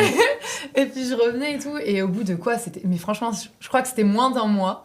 Et il me dit, non, c'est de la merde l'idée, j'ai pas de clients, je vais faire autre chose, j'avais une autre idée, nanana. Je dis, mais t'es fou ou quoi ? T'as fait tout un site, t'as fait tout le machin. Il s'est fait chier à faire. Presque, il avait créé la boîte. Il me dit, au bout de 3 semaines, j'ai pas de clients, j'arrête. Mais non, arrête pas. Et là, 1 semaine après, il a trouvé un client qui lui a laissé 3 logements. C'était le début de B&B Conciergerie. Du coup, et ça a commencé et après ça s'est enchaîné parce qu'en fait, ce que j'avais minimisé, c'était que sur l'île, c'est petit et que tous les gens se connaissent. Et le bouche à oreille marche beaucoup mieux que la partie, même si les réseaux fonctionnent très bien et Facebook là-bas cartonne plus que les autres réseaux. Et je me suis dit, en fait... personne nous connaissait. Personne nous connaissait. Donc, du coup, c'est effectivement le temps que tu te fasses connaître. Et en fait, j'avais pas assez attendu pour avoir ce retour. Et quand le client m'a confié un logement au départ, vu que ça fonctionnait, il avait 2 autres logements en plus, donc il avait 3 au total. Il m'a confié ces 3 logements et ça a tout de suite pris. Et derrière, il y en a eu d'autres qui sont venus vers nous et ça s'est construit aujourd'hui. Puis aujourd'hui, on est devenu leader du marché parce que déjà, on était les premiers à créer la conciergerie en location courte durée sur l'île. Et après, derrière, effectivement, on s'est construit au fur et à mesure notre notoriété et on va dire, on s'est aussi, au début, on prenait un peu tous les logements qu'on nous proposait. Après, on a un peu écrémé et on s'est monté un peu plus sur du premium et voire haut de gamme. Et c'est ce qui a fait la différence, je pense, par la suite, avant d'aller chercher les autres îles et se déployer et dire, voilà, aujourd'hui, on est le leader sur le marché polynésien. Ça n'a pas été voilà, une mince affaire au démarrage parce qu'il faut qu'on t'accepte. Parce que nous, en Polynésie, on est le popa. Donc l'étranger, et ça c'est pas évident de cette image et démontrer qu'en fait nous on est là pour aider, pour développer, pour créer de l'emploi, pour embaucher, pour structurer. Et ça, puis apporter du service aussi sur l'île. En fait il fallait montrer qu'on servait à quelque chose quoi finalement et se faire accepter. Donc ouais, je sais pas si à l'île Maurice du coup c'est pareil ou si après je pense que c'est un peu partout, c'est plus difficile quand tu viens d'ailleurs pour créer ton environnement. Mais je pense que, comme on disait tout le temps, c'est un peu plus difficile. Mais du coup, c'est ce qui nous motive encore plus, ce qui nous pousse encore plus à donner x10 de ce qu'on ferait en France, en fait. Moi, je pense que j'aurais pas créé tout ce que j'ai créé en Polynésie, je l'aurais pas du tout fait en France. J'aurais pas eu confiance en moi aussi, je pense. Parce que tu te dis, tout existe déjà, il y a déjà du monde, il y a des gens meilleurs que moi. Oui. Et moi, j'ai plus ce côté-là en mode, non, je suis pas légitime, je me serais pas sentie en France à le faire. Alors que en Polynésie, je me dis c'est plus petit, le bouche à oreille fonctionne mieux. Enfin, c'est un peu comme si tu étais dans un petit microcosme où c'est plus simple de créer. Quoi. En plus, la beauté de la chose là-dedans, c'est que du coup, c'est vraiment une aventure que vous avez fait à deux. Parce que toi, tu as eu l'idée et toi, tu as été le moteur. Et puis toi, tu as été celle qui... C'est grâce à elle que tu as continué. C'est sûr, ouais. Parce que sinon, si elle n'était pas été là, t'aurais arrêté. Ah ouais, non, clairement. Je pense que c'est comme peut-être toi aussi avec Audrey, si vous n'étiez pas tous les deux en couple, vous en serez peut-être pas là aujourd'hui. Enfin, je dis en couple, mais aussi vous êtes entraidés. Ma femme, elle c'est comme toi en fait, c'est-à-dire qu'elle me tire vers le haut en me mettant aussi face à mes responsabilités et me faisant regarder les choses d'un angle différent. Typiquement, tu prends le truc du site web, là. T'as passé des heures et tout à faire le truc, à apprendre et tout. Tu penses que t'as un truc de ouf. Et elle arrive, elle regarde, elle fait c'est de la merde. C'est un peu ça. Et c'est ça. C'est un peu ça. Et là, tu te dis, mais t'es sérieuse et tout. Ça fait des heures que je bosse là-dessus. Des jours, j'arrêtais pas. Le truc, il est vénère et tout. Et en fait, mais elle arrive avec son regard extérieur. De et en fait, ton site web, il est pété au sol. C'est vrai, c'est la vérité. Mais c'est ce que j'ai. Enfin, je savais qu'il était pas. Ça fait mal. Le truc. Mais après, je me suis dit, voilà, l'essentiel, c'est est-ce qu'il va nous permettre de pouvoir faire cet effet de levier de commencer. Mais c'est vrai que. Moi je dis toujours le mieux est l'ennemi du bien. T'as fait au moins un truc, tu vois. Au moins t'as fait. C'est ça. Après il est perfectible, certes. Et c'est vrai que toi quand t'arrives avec ton œil extérieur, que t'as pas passé toutes les heures à faire, tu regardes ça, tu connais des sites qui sont ouf, tu vois le tien, tu dis frérot ton site il est nul. C'est vrai, donc mais toi tu te dis il faut que je continue. J'améliore. Parce que clairement, même si j'ai la tête dedans, en fait je vois plus que ça va pas, ça va pas, ça va pas. Et du coup ça te ramène un peu sur terre en te disant calme-toi frérot, t'as fait un site internet mais en vrai il est nul, continue. Et la preuve c'est que du coup ça a marché. Ah mais c'est hyper important d'avoir quelqu'un aussi à qui montrer tu vois toutes ces choses, c'est tout con mais si tu bosses tout seul dans ton coin et tu montres ça à personne, tu te dis ouais ton truc c'est trop bien parce qu'au bout d'un moment quand t'as passé 1000 ans dessus, c'est comme retoucher une photo, t'es tellement dessus, tu vois même plus l'avant-après, tu te dis bon, c'est nickel, mais tu montres ça à quelqu'un, il dit ah ouais, mais non, mais là, bof. C'est hyper important d'avoir quelqu'un qui a un œil aussi neutre et pour t'apporter ces choses qui des fois font mal, mais qui sont importantes pour avancer, quoi. Alors comment, je vais rebondir un peu sur ta vie au quotidien à l'île Maurice. Comment t'es organisé avec Audrey du coup qui fait quoi dans votre entreprise? Audrey aujourd'hui, elle gère tout l'immobilier. Okay. C'est simple. C'est vrai que moi maintenant j'ai cette image parce que de location courte durée. Mais je vous le dis, la vérité c'est que c'est elle qui gère de ouf. Moi je me suis beaucoup plus concentré cette dernière année en tout cas sur le business en ligne. Et donc je vais vous dire un truc, j'ai aucune idée de qui rentre, qui sort dans nos appartements. Je ne sais pas à combien on vend, si on est plein, si on est vide. Elle me dit donc j'ai des retours, et j'ai des phrases qui arrivent et tout. Et moi j'essaie de... Non, c'est bon, j'écoute pas, je fais mon truc, je me concentre là-dessus, gère ton immobilier.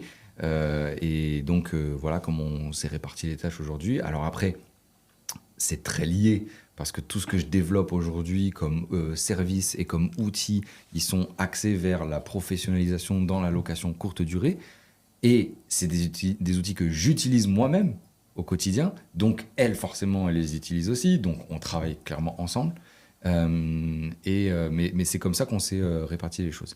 Et là, on est en train de développer une nouvelle version, un nouveau service, en fait, qui est vraiment super complémentaire. Tout ça, c'est parti du fait qu'on a des amis qui, à Maurice, déménageaient. Et donc, ils avaient une super villa. Et ils nous ont dit, moi je leur ai dit, envoie le contact du propriétaire parce que je voudrais la prendre en sous-location. Du coup, quand on a commencé à parler de sous-location à l'administration mauricienne, ils étaient tous en PLS.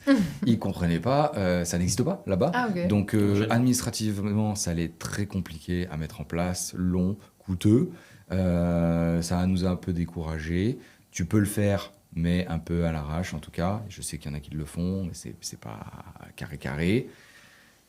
Et au final, on s'est dit, c'est pas grave, tant pis, on va pas passer à côté de l'opportunité, on la prend en conciergerie, on va créer une conciergerie là-bas. Ce que j'ai toujours refusé de faire en France, tu vois. Et je me suis dit, allez, pourquoi pas, Maurice, c'est un marché en pleine expansion, c'est extrêmement concurrentiel, mais j'aime le challenge, je me suis déjà challengé là-dessus, donc je me suis dit, pourquoi pas essayer de créer une conciergerie. Et en fait, plus on travaillait sur le projet, plus on s'est regardé avec Audrey, on s'est dit, mais est-ce que c'est ça que tu as envie de faire? Et elle me dit, ah non, mais moi, pas du tout. Alors là, moi, mais pas du tout. Je dis, ah non, mais parce que c'est pas moi qui voulais le faire, hein, c'est toi. Elle me dit, ah non, mais moi, je t'arrête, je fais pas de la conciergerie. Je dis, mais pourquoi on fait ça alors? On s'est dit, du coup, on arrête. Ouais. Et du coup, on s'est dit, ok, on entend tous les jours, à gauche, à droite, des gens qui veulent se lancer en conciergerie à Maurice. Comment on peut faire les choses différemment? Comment on peut prendre le truc à contre-pied pour pas faire comme tout le monde et le faire différemment? Et en fait, en discutant, on s'est dit, mais en fait, on a tous les outils pour proposer à des conciergeries, justement, qui se lancent, de se professionnaliser en les digitalisant, en leur proposant, justement, de se dire, OK, vous êtes conciergerie, mais vous avez des contraintes. La plupart des conciergeries à qui on parle, ils nous disent, ouais, moi, je suis une conciergerie, mais j'ai 5-6 villas. Et ça me suffit. La vérité, c'est que c'est pas que ça leur suffit, c'est qu'ils peuvent pas en prendre plus. Parce que du coup, ils ont pas les bons outils, donc ils courent après le petit truc à réparer, les check-in, le staff de ménage, le truc, les machins, et ils arrivent pas à évoluer. Donc l'idée aujourd'hui, et ça se propose à Maurice, mais ça peut se proposer n'importe où ailleurs. D'ailleurs, on a déjà des contrats avec des gens en France. L'idée, c'est de leur dire, voilà, on vous propose de vous digitaliser, on vous met sur un channel manager, on vous fait vos annonces partout, on vous branche des price labs, on vous met des guides digitaux de fou, on vous fait des rapports de dingue pour vous améliorer vos performances. Vous n'avez plus qu'à vous concentrer sur ce qui est vraiment important dans une conciergerie, c'est manager vos équipes de ménage, répondre aux questions des clients. Et encore, notre job, c'est de faire en sorte que vous en ayez le moins possible. Et peut-être, je sais pas, traiter des litiges, des petites réparations à gauche, à droite et tout. Et surtout, trouver d'autres logements à nous envoyer. Et dès que vous signez un contrat avec une autre villa, à l'automate, j'ai une autre villa, ok, pas de souci, boum, on te met tout ça. Et on te fait un site internet aussi. Comme ça, t'as tout le package digitalisation.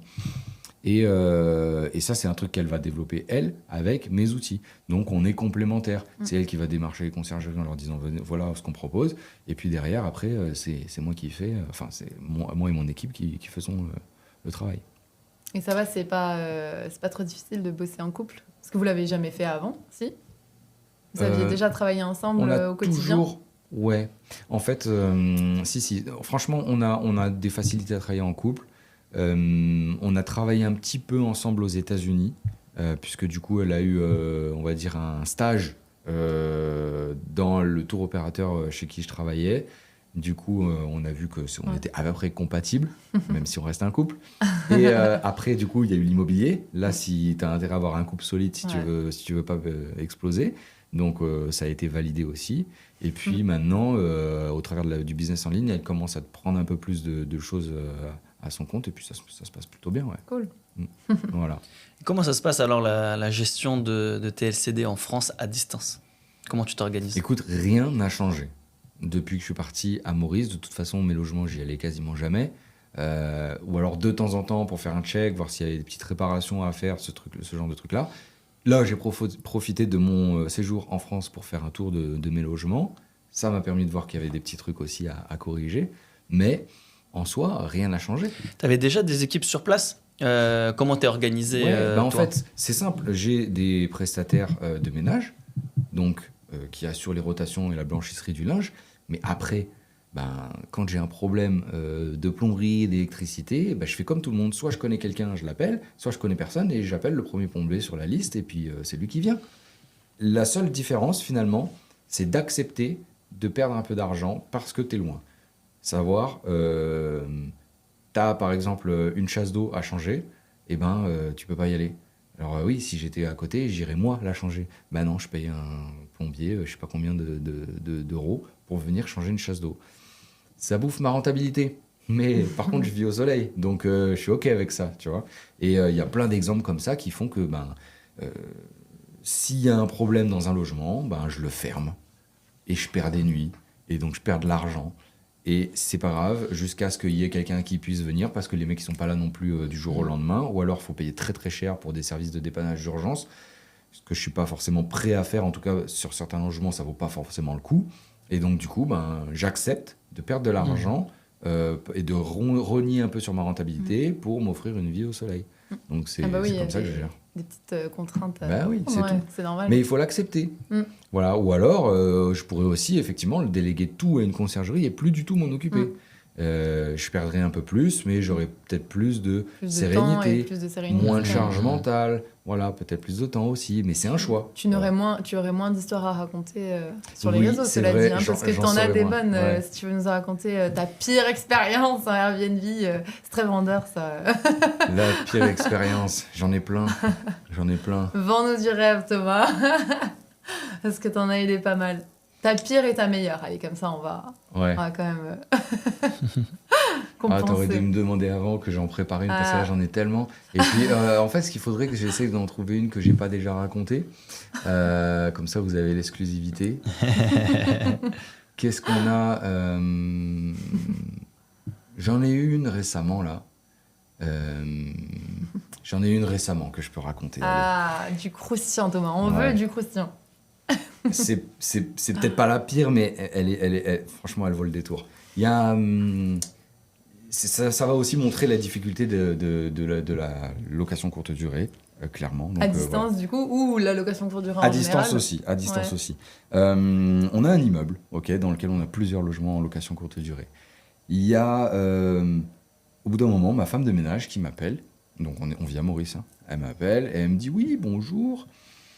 Il y a des valises dans le couloir. » Je dis « OK. » Et elle me dit « je sais pas à qui c'est. » Je dis « je sais pas, vous êtes en train de faire les check-out. Est-ce qu'il y a des gens qui sont pas encore partis ?» Elle me dit « Non, ils sont tous partis. » Je dis « c'est bizarre quand même. » Elle me dit « Ouais, c'est bizarre, ça fait un moment que je les vois et tout. » Je dis « Comment ça fait un moment ?» Elle me dit « Oui, ça fait plusieurs jours. » Mais ça fait combien de jours ? Je sais pas, ça fait plus d'une semaine. Mais j'ai dit déjà, attends, d'où tu me le dis pas, tu vois des bagages abandonnés dans le couloir, tu passes tous les jours parce que j'ai plusieurs apparts. Donc elle vient quasiment tous les jours. Elle travaille pas à la SNCF, comme j'ai oublié. Ouais, non mais c'est pour dire que c'est toujours l'humain le plus difficile. Mais dites-le moi quand c'est comme ça, que je puisse déjà, je sais pas, chercher à qui c'est ou je sais pas. Enfin, ça devrait être naturel que tu m'appelles. Il y a au fait. Coucou, il y a des bagages, je ne sais pas à qui c'est, ça fait plusieurs jours que c'est là. Bon, bref. J'ai dit, écoutez, vous mettez tout ça à la cave, vous fermez la cave, celui qui voudra les récupérer, il me trouvera mon numéro, tu vois. OK. Genre, peut-être 3 jours plus tard, il y a un type qui m'appelle. Ouais, allô ? Ouais, mes bagages, ils sont où, là ? Je dis, vous êtes qui ? Alors déjà, d'avoir laissé les bagages comme ça pendant plusieurs jours, je trouve que c'est con. Okay. En plein milieu du couloir. Tout le monde pouvait rentrer et les prendre, quoi. Et la façon dont il m'a abordé au téléphone, je me suis dit, OK, on va jouer au con. Hein. Clairement, jouer au con. Je suis face à un con, donc avec un con, il faut parler comme un con. Donc je lui ai dit, déjà, vous êtes qui ? Et il me dit, ouais, je suis votre locataire et tout. Je dis, mais vous êtes qui ? C'est quoi votre nom ? Il me donne son nom, je regarde mon planning. Effectivement, j'ai un mec de ce nom-là qui arrive aujourd'hui. Je dis, mais de quoi vous me parlez ? Vous arrivez aujourd'hui, donc c'est quoi votre question des bagages ? Je joue au con. Il me dit, ouais, j'avais laissé des bagages ici et tout, des valises. Et je dis, mais comment ça, vous avez laissé des valises ? Parce que je loue plusieurs fois vos logements depuis plusieurs semaines et tout, et comme je reviens souvent, j'ai laissé mes valises. C'est chez lui, quoi. Mais qui fait ça ? Qui fait ça ? Tu laisses tes valises dans le couloir. Et ça fait combien de temps ? Eh ben, ça fait un peu plus de 2 semaines. Oh, 2 semaines 2 semaines que les va, valises sont là. Donc d'un côté, j'en ai une qui me dit pas qu'il y a les valises. Et de l'autre, il y en a un qui se dit, c'est ok. C'est ok. Il me dit, je pensais qu'on était en confiance. J'ai dit, non, mais il n'y a pas de confiance. Moi, je te loue un appartement, je te loue pas un couloir, cousin. Donc, je ne sais pas où sont tes valises. Je suis désolé, je ne sais pas. Peut-être que tu les as volées. Qu'est-ce que tu veux que je te dise ? Ah ouais, mais non, et tout, c'est pas possible, machin. Est-ce que vous pouvez demander à votre prestataire de ménage, peut-être qu'elle les a trouvées et tout. Oh là là. Je dis, ok, je vais lui demander. Donc, je raccroche, je descends un peu, parce que moi, ça me fait monter en l'air ce genre de situation. Les gens qui sont un peu... Je sais où elles sont, ces valises. Donc, je le rappelle un peu plus tard. Je dis, bon, vous avez de la chance. Ma prestataire, elle est en or. Elle vous a pris vos valises, elle les a mis en sécurité.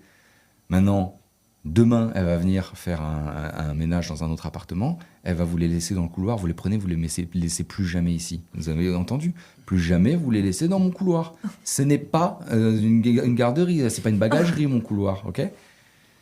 Il me dit, d'accord, promis. Dans la nuit, je m'en rends compte le matin, j'ai peut-être 10 appels en absence d'un autre numéro de téléphone. À savoir que le numéro de téléphone avec lequel ce mec-là m'a appelé ne correspond pas à celui qui est dans la réservation. Il m'a donné le nom, mais le numéro indiqué sur la réservation ne correspond pas au numéro de téléphone avec lequel il m'a contacté. Dans la nuit, je reçois 10 appels en absence d'un autre numéro de téléphone et des messages vocaux. À 2h du matin. 2h du matin en France, donc 4h chez moi. Ok. 2h du matin en France. On est devant le Airbnb, on a perdu les clés, on ne sait pas comment rentrer. Ça aussi, excusez-moi, mais qu'est-ce que tu crois qu'il va se passer ? Que je vais venir à 2h du matin pour t'ouvrir la porte parce que tu as perdu mes clés ? Allô ? Non mais jamais, même si j'habite à 10 minutes, même si je suis dans l'immeuble, je viens pas. Tu vois ce que je veux dire ? Qu'est-ce que tu veux que j'y fasse ? T'as perdu tes clés ? Tu vas à l'hôtel. Voilà, merci, au revoir. C'est incroyable. Et du coup, je dis, je les rappelle le lendemain. Je dis, alors, vous avez perdu les clés ? Ouais, on a dû dormir dehors et tout. Je m'en fous, pas mon problème. Comment on fait pour mes clés ? Comment on fait là ? Je sais pas et tout. Est-ce que vous pouvez appeler votre prestataire de ménage ? Comme ça, elle m'ouvre. Je dis non. Non, déjà, ma prestataire de ménage, elle n'a pas les clés. Elle les a, mais elle les a pas. Et de 2, même si elle les avait, t'as perdu mes clés, je vais appeler un serrurier. Et tu vas payer. Voilà, parce que moi, je laisse pas mes clés comme ça dans la nature. S'il faut, je sais pas, s'il faut, tu les as gardées, les clés. Ouais. Je te connais pas, j'ai pas confiance. Donc, machin. Ils étaient pas contents, mais c'est comme ça, c'est moi qui décide. Donc, vous voulez appeler un serrurier pour récupérer vos affaires, oui ou non ? Ouais, d'accord, ok. Je trouve un serrurier. Ils le font galérer pour le rendez-vous. Le mec, il vient, ils sont pas là et tout. Je dis non, mais vous ouvrez pas la porte tant qu'ils sont pas là. Donc, voilà, il le rend fou. Et au bout d'un moment, je regarde et je me dis, mais attends, ils m'ont appelé avec un numéro de téléphone qui n'est pas celui de la réservation. Et ils n'ont pas les clés. Et ils m'ont dit, et c'est l'appartement qui est censé être occupé par le mec qui avait oublié ses bagages, là, qui avait laissé ses bagages. Mais c'est pas la même personne. Donc là, je la rappelle, je lui dis, attendez, il y a un truc qui m'embête là. Qui a fait la réservation ? C'est mon copain. D'accord, donnez-moi son nom et son numéro de téléphone. Elle me donne son nom. Et un numéro de téléphone qui n'est pas celui du mec qui m'a appelé pour les bagages. Et j'appelle ce mec-là, et je lui dis, voilà, ça va être très simple. Soit vous êtes capable de me fournir le mail de confirmation de la réservation que vous avez faite avec votre carte d'identité et que votre nom correspond à la réservation. Et donc vous avez l'email, vous avez la carte d'identité, après vous n'avez pas le bon numéro de téléphone, c'est pas ok, c'est ok. Mais si vous êtes capable de me fournir ces 2 trucs-là, on conserve le serrurier, j'ouvre la porte, et vous récupérez vos affaires et vous partez. Si vous ne pouvez pas, j'annule le serrurier et on verra avec la police. Ouais. C'est eux qui viendront ouvrir l'appartement. Parce que du coup, je ne sais pas qui vous êtes. Et moi, j'ai un autre mec qui m'a appelé qui me dit que c'est lui. Donc là, voilà. Ils ont été capables de m'envoyer ça. Donc j'ai fait venir le serrurier, ils ont ouvert la porte, ils ont récupéré les affaires. Je ne saurai jamais ce qui s'est vraiment passé. Tout ce que je sais, c'est que, le mec au bagage m'a rappelé peut-être 3 jours plus tard en me disant « Ouais, vous m'avez volé des trucs dans mes bagages, il me manque une veste, il me manque des papiers et tout. » Mais gars, laisse pas tes valises comme ça, en fait, tu les laisses dans la rue. Mais... Tu t'étonnes. T'as cru quoi ? Tu t'étonnes vraiment qu'il te manque des trucs. Et de 2, qu'est-ce que ma prestataire, elle a 60 ans, qu'est-ce qu'elle va faire ta veste de wesh là, vraiment, tu crois vraiment qu'elle va te voler? Et puis si elle voulait voler tes affaires, est-ce qu'elle te les aurait rendues à la base? Réfléchis 2 secondes, tu vois. Je t'aurais juste dit non, je les ai pas. Ma prestataire de ménage et toi, je préfère faire confiance, voilà, clairement. Et après il me dit quoi? Il me dit ouais, de toute façon mon assistante sociale elle va vous appeler. Je dis oui, tu fais ça. Voilà. Voilà, tu fais ça. Ouais. Puis je l'ai bloqué. Mais t'as quand même des sacrés cas hein, quand même. Ouais, non mais là c'est une histoire de cassos quoi. Et en plus, je pense que ces mecs-là en fait, ils utilisaient mes appartements. Mon idée en tout cas, j'ai aucune preuve, c'est vraiment une supposition complète, mais mon idée c'est qu'ils utilisaient les appartements pour peut-être couper du shit, de la drogue, faire des sachets, des trucs comme ça, et ils n'utilisaient pas les appartements parce que à plusieurs reprises, et ça aussi c'est pour ça que j'en veux un peu un prestataire à ce niveau-là, c'est que elle me dit oui, l'appartement encore une fois il n'a pas été utilisé. Comment ça encore une fois? Depuis quand ils ne sont pas utilisés? Ça fait plusieurs fois que je fais des appartements, mais ils n'ont pas été utilisés. Et tu comptes me le dire quand que les appartements ils sont pas utilisés? Les factures. Même les factures, tu vois? Elle passe quoi. Mais voilà, tu vois, nous on n'est pas comme ça. Franchement, nos prestataires, on les chouchoute de ouf. On les paye comme il faut. On leur fait des cadeaux à Noël et tout, vraiment. C'est le nerf de la guerre, en fait, on sait quand on a des perles, on s'en occupe comme ça. Donc elle peut compter sur moi, si elle s'est déplacée, elle sera rémunérée. Donc je comprends même pas la réticence qu'elle a eue à pas me le dire. Et au bout quand elle me dit ça, elle me dit encore une fois, là j'ai fait le lien avec les autres. Et je me suis dit en fait, les mecs ils utilisent les apparts pour être tranquilles, mais ils dorment pas parce qu'ils ont un chez eux, dans la même ville. Et du coup ils viennent, ils font leurs petites affaires. Qu'est-ce qu'ils font dans ces apparts, je ne sais pas. Mais je ne le saurai jamais. Tout ce que je sais, c'est que voilà, du coup, je les ai bloqués de tous les côtés. Et tu avais réservé longtemps, du coup Après, j'ai fait l'exercice de regrouper sur les réservations sur les genre 3-4 mois derniers. Et je me suis rendu compte que les mêmes noms et numéros de téléphone revenaient dans différentes réservations, sur différentes plateformes. Donc, ils réservent sous des faux noms et les numéros de téléphone reviennent. Parmi les 3 qui m'ont appelé, entre le mec des bagages, la nana et son soi-disant copain, il y avait 3 numéros de téléphone différents, plus le numéro de téléphone sur la réservation, donc j'en avais 4. Et tous ces numéros de téléphone-là, ils revenaient régulièrement. Et donc là, je me suis dit, ok, ils ont ciblé mon immeuble pour faire des trucs pas nets, ça me plaît pas, donc j'ai bloqué tout le monde, C'est ça aussi, les aventures. Les aventures de la location courte durée, des fois on n'a pas tout le temps les clients qu'on souhaiterait. Non, c'est clair. Mais voilà, c'est l'humain qui est difficile à gérer. D'un côté, tu as des gens qui font n'importe quoi et qui détournent l'utilisation des logements. Et de l'autre, tu as des prestataires qui font pas forcément tout le temps leur job jusque là où elles devraient aller. Et c'est compliqué parce que du coup, quand tu apprends que tes logements, ça fait plusieurs fois qu'elle les fait, ils n'ont pas été utilisés, ou qu'il y a des bagages qu'elle passe devant tous les jours, mais qu'elle s'est pas dit qu'elle allait te prévenir, que c'est bizarre, tu vois. Tu te dis, mais est-ce que je peux vous faire confiance ou pas? Parce que vous êtes mes yeux et mes oreilles dans ces logements-là. Si vous me dites pas les choses, on est une équipe pourtant, tu vois. Donc, tu perds la confiance. Et du coup, après, comment on fait, tu vois, c'est compliqué. J'ai pas envie de chercher quelqu'un d'autre parce que elle est bien, mais en même temps, des fois, elle a fissuré quelque chose. Ouais. Je peux comprendre. Mais c'est pour ça que c'est hyper important quand on veut se lancer dans la location courte durée, c'est déjà avoir des épaules solides, pas avoir d'émotionnel, je pense, dans son logement, même si, moi, mes logements, je les ai faits dans les détails, vraiment pour qu'ils me plaisent à fond à moi. Mais qui plaisent à tout le monde aussi et que vraiment ça attire aussi la clientèle que je veux en fait, donc haut de gamme, etc. Mais il y a toujours des surprises, on en a eu aussi, heureusement pas des comme ça, enfin du moins pas des graves, on n'a pas eu de dégâts, etc. Mais on en a rarement. Après c'est plus, je pense tout le monde en a eu de la prostitution dans les logements. Ça, aujourd'hui ça a changé, je pense qu'ils vont de moins en moins dans des hôtels et plus dans des locations courte durée, mais au final, c'est pas un énorme problème si le logement il n'est pas cassé, il n'est pas détérioré, alors ça peut, mais après il faut savoir jauger qu'est-ce qu'on est prêt à accepter et qu'est-ce que non.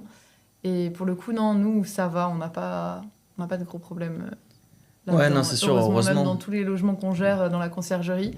Bah, nous, on a essayé, la stratégie, c'était vraiment de monter en gamme sur la prestation. Donc, il y a une différence entre la valeur perçue et la valeur réelle d'investissement. Bah oui. Et nous, ce qui était le plus pertinent, en fait, c'était d'attirer une clientèle la plus haut de gamme possible, parce qu'on était proche des frontières de la Suisse, de l'Allemagne et du Luxembourg. Donc, c'était d'attirer cette clientèle vers chez nous.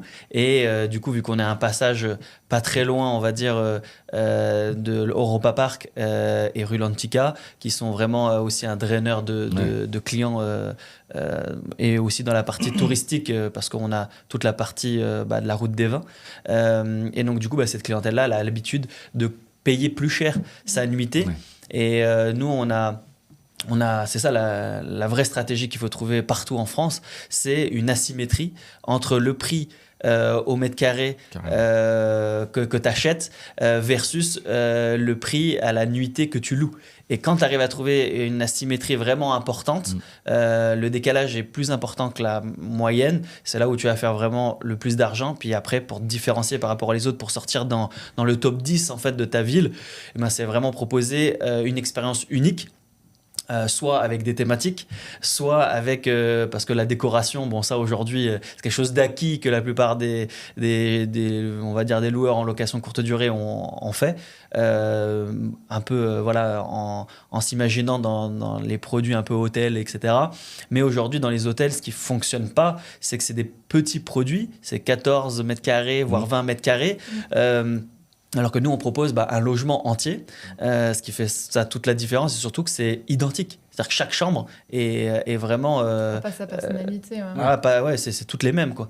Et ça, c'est vraiment, nous, ce qu'on arrive à faire la différence, c'est proposer vraiment un produit très haut de gamme, et avec, type 4 étoiles, tu vois, voilà, le peignoir, les chaussons, tout le service qui va avec, plus une conciergerie privée. Si jamais tu as besoin de quoi que ce soit, la personne peut venir en moins de 30 minutes te renseigner ou te trouver des solutions à ta problématique. Ouais, on entend souvent la LCD, c'est que des problèmes, moi j'investirais pas là-dedans. Mais en fait, oui, vous lancez pas là-dedans si vous n'êtes pas formé et si vous savez pas à quoi vous attendre. Clairement, il faut pas se lancer là-dedans. Il faut se sécuriser, il y a 1 milliard de points à voir, même avant l'automatisation, mais dans l'investissement, dans tout ce qui est l'aménagement, dans la gestion des problèmes. Qu'est-ce que tu vas mettre comme service dedans ? Parce que, ok, c'est pas un hôtel, mais il faut quand même mettre un minimum de services à l'intérieur. On a fait une location là il y a quelques jours. Il n'y avait pas de papier toilette. Thomas, j'ai pensé à toi. Il n'y avait pas de papier toilette. Il n'y avait pas de drap. Non, mais moi, je savais pas que ça existait encore, en fait. Genre, une location sans drap. Ah ouais. Ah, j'étais en panique. J'étais mais c'est quoi ? Moi, je veux plus jamais. Mais j'ai pas encore noté. Mais tu vois, alors, franchement, on s'est déjà tapé des très mauvaises notes dans nos logements où, franchement, on met tout. C'est très propre. On a toutes les preuves, tu vois, où c'est nickel. Des fois, on se tape un 4 sur 10 sur Booking. Bah oui. Et là, je suis allée dans le logement. Putain, ok, c'était vite fait propre. Fallait faire le ménage après, fallait payer ses draps. Il n'y a pas de papier toilette, mais je dis, mais mon gars, mais t'auras pas 10, là, clairement pas, tu vois. Mais vraiment à l'ancienne, où t'as vraiment pas de savon, pas de lave-main, pas de... En fait, j'ai pas pris une location, quoi. Je viens pas habiter chez toi. Et on a dû payer les draps de Hélice, du coup, qui nous a fourni le linge plus les draps. Donc, on s'est dit, en plus, le logement était vraiment pas donné. C'était cher, hein, franchement. Très cher, plus de... 3 nuitées, je sais plus, mais c'était genre 130 € la nuit, un truc comme ça. Ah ouais. Non, mais et vraiment, c'était moins 50. Moins 50, parce que nous, on prend toujours au dernier moment. D'accord. Et du coup... Non, mais on s'est grave fait avoir. Vraiment. Bon, après, en fait, c'était pas écrit sur l'annonce, mais en gros, on arrivait un peu au camping et c'était un bungalow un peu soi-disant luxe, tu vois, dans le camping. Mais pas de drap, pas de serviette. Ils nous ont dit, bon, c'est 12 € la location de drap. On a payé 30 balles. Ah bah oui, il y avait les serviettes, les tapis de bain. Ouais, mais genre, dis-moi le prix, t'as cru que j'allais juste prendre les draps et me sécher dans les draps ou quoi ? Ils te vendent le truc du coup, aussi. C'était hyper cher. Avec jacuzzi, piscine, etc. On arrive, le jacuzzi, il marche pas. Ah, il manque une pièce, désolé. Bah, désolé quoi, rembourse-moi une partie. Enfin, moi, je suis venue pour ton jacuzzi. Et puis, on n'a pas eu de chance après ça, c'est... Voilà, oui, le temps dégueu. Les impondérables. Voilà, il pleuvait, donc on n'a pas pu... Bon, et en soi, même s'il faisait beau, clairement, la piscine, t'arrives dans un camping, il y a des gamins partout. partout. Moi, c'est mon angoisse. On n'a pas d'enfants, c'est pas pour avoir les enfants des autres, tu vois. Mais quand vous ont vendu le truc, c'était clairement identifié que c'était un camping. Franchement, je te montrerai l'annonce après. Non, c'était marqué. Ça s'appelle le domaine on va pas balancer. Mais voilà, c'était quelque chose. Le domaine, tu te dis, waouh, c'est classe. Les photos sont classe, prises en drone, il y a du soleil, t'as la mer à côté. La mer, clairement, bon, on devient difficile parce qu'on vit en Polynésie, mais c'était un marécage, quoi. Oh là là. Non, on a été vraiment déçus de la prestation parce qu'elle était très bien vendue. Très bien photographié. Là, on dit souvent que c'est très important la partie des photos professionnelles. On était très bon là-dedans. Mais tout le reste aujourd'hui, sur le vécu, l'expérience client, elle était naze. Donc clairement, nous, on était. La nuit, il y avait du vent et en fait, ils ont décidé de planter un espèce de, je sais pas, c'est un laurier ou quoi, mais juste à côté du bungalow. Donc du coup, il y avait du vent la nuit, donc ça faisait que taper. T'avais l'impression que quelqu'un rentrait dans ton bungalow la nuit, tu vois. Sur le toit avec le vent. Donc en fait, en plus, tu dors mal. Tu vois. Bon, ça n'a pas du tout été ça. Non, mais c'est pour ça que entre créer une location et la faire bien, putain, mais il y a un monde, quoi, en fait. Clair. Et c'est là où on se dit, waouh, en fait, ce qu'on propose, c'est quand même carrément du haut de gamme, quoi. Enfin, et pourtant, on n'est parfois pas récompensé à la hauteur de nos efforts. C'est clair. Malheureusement, c'est comme ça. Les gens sont durs, des fois. Ça dépend qui et aussi leur... ce qu'ils ont réservé injuste, avant. En fait. Surtout injuste, des fois. Souvent, ceux qui notent, on va dire, très mal, c'est des gens déjà qui n'ont jamais créé de business dans leur vie. Ça, j'en suis vraiment persuadée. C'est sûr. Et de deux qui n'ont jamais fait de l'immobilier. Parce que même si tu achètes pour toi, tu captes comment c'est compliqué, tu vois, les travaux, l'aménagement et tout. Et je pense qu'ils n'ont pas du tout cet esprit. Puis les gens, en fait, sont hyper exigeants. Quand tu payes, je comprends que les gens veulent une valeur en considération. Mais des fois, je me demande si certains propriétaires ont dormi au moins une nuit dans leur logement pour se rendre compte de l'expérience pourrave qu'ils proposent, quoi. Parce que là, franchement, des fois, moi, je suis abasourdi par des fois les expériences qu'on a pu vivre. Je me dis, mais c'est pas possible, il s'est jamais rendu compte. Et j'ai posé la question après une certaine expérience avec le propriétaire. Je dis, est-ce que vous avez dormi? Non, j'ai pas dormi. Donc, ça se voit. Voilà. Ça se voit. On le savait. Ils veulent aller trop vite. Je pense qu'il y en a, ils veulent vite parce qu'ils ont tellement dépensé, ils ont tellement mis aussi du cœur à l'ouvrage, ce que je peux comprendre. Mais derrière, tu perds aussi en notes et en commentaires et tout le reste, en fait. Donc, ça va être dégradé. Donc, faire très attention surtout au démarrage. Parce qu'on sait très bien que le lancement d'une annonce, elle se fait avec les premiers commentaires, avec les premières notes. Et l'algorithme, il va prendre toutes ces choses-là en considération et te mettre en avant par rapport à ça. Donc, Et c'est vrai que on fait de la location courte durée parce que ça rapporte plus que de la location normale. Mais en fait, il n'y a pas que ça. Parce que franchement, ceux qui font ça que pour l'argent, mais ça se voit direct. Juste, tu mets les pieds dans l'appart, tu n'as même pas dormi.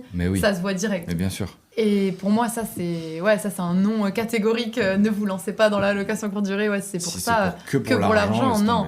Parce qu'en plus, les problèmes que tu as rencontrés, tu les tolérerais pas du tout, tu vois. Alors que là, tu dis, allez, il y a un côté où je vais l'accepter. Il y a quand même d'autres belles expériences. Non, il y a plein d'autres choses. Et puis, si tu le fais que pour l'argent, tu vas pas avoir la patience d'accepter tout ce qui va te tomber sur la tête. Le moindre petit souci, ça va te faire voler, quoi. Avec ton expérience, avec tout ce que tu as vécu un petit peu, est-ce que tu pourrais nous donner les meilleurs conseils pour la génération I comme indépendant, I comme investisseur, I comme immobilier? On essaie de pousser ce mouvement de changement parce que nous, on ne croit plus tellement à la retraite et on s'est dit, on va se concentrer dans l'investissement, dans le développement pour pouvoir être sûr d'avoir quelque chose à la fin et qui nous convient parce que nos parents ont travaillé pendant 40 ans, ils ont une maigre retraite aujourd'hui, c'est pas ce qui m'a motivé aujourd'hui. Clairement, quand je vois leur expérience, je me dis tout ça pour ça. Derrière, en plus, à 65 ans, on va prendre entre guillemets parce que ça change tout le temps. On a 62, 64, 65, bref. On sait jamais. Voilà, peut-être ça va finir à 70, voire plus. Donc du coup, quels sont les meilleurs conseils que tu pourrais donner à cette nouvelle génération pour qui se lance et qui puisse valider des actifs sérieux pour leur retraite? Déjà, je pense qu'il faut avoir un maximum de curiosité et d'essayer de chercher un peu dans ce qui nous plaît fondamentalement.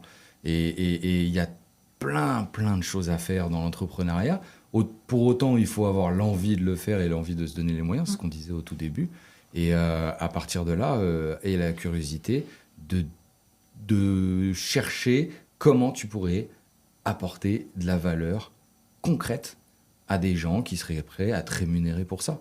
Et si tu pars de ce postulat-là et que tu cherches dans ce qui te plaît, tu devrais forcément trouver une piste, même peut-être 10, et en choisir une pour pouvoir aller là-dedans, tout simplement. Mais je pense que c'est de plus en plus important aujourd'hui de préparer l'avenir. Tu sais, c'est drôle parce que j'en parlais avec mon père de ça. Je lui dis, ouais, mais de toute façon, moi, j'aurai pas de retraite. Et il me disait, tu sais, mon fils, moi aussi, je disais ça. Et j'ai une retraite aujourd'hui. Donc, on ne sait pas ce qui va se passer. On ne sait pas si un jour, nous, notre génération, et celle qui arrive, aura un jour une retraite. Peut-être que la nôtre, oui, mais celle de nos enfants, peut-être c'est moins sûr. J'en sais rien. Lui, il se disait pareil et finalement, il l'a. Une chose est sûre, c'est que les gens qui ont une retraite aujourd'hui, je pense qu'ils sont quasiment, en tout cas pour une grande majorité, OK pour dire que c'est pas assez pour vivre. Donc moi, de mon point de vue, c'est hors de question que j'arrive à un moment où je dois me faire entretenir par mon fils parce que j'ai pas assez pour assumer mes vieux jours. Hors de question.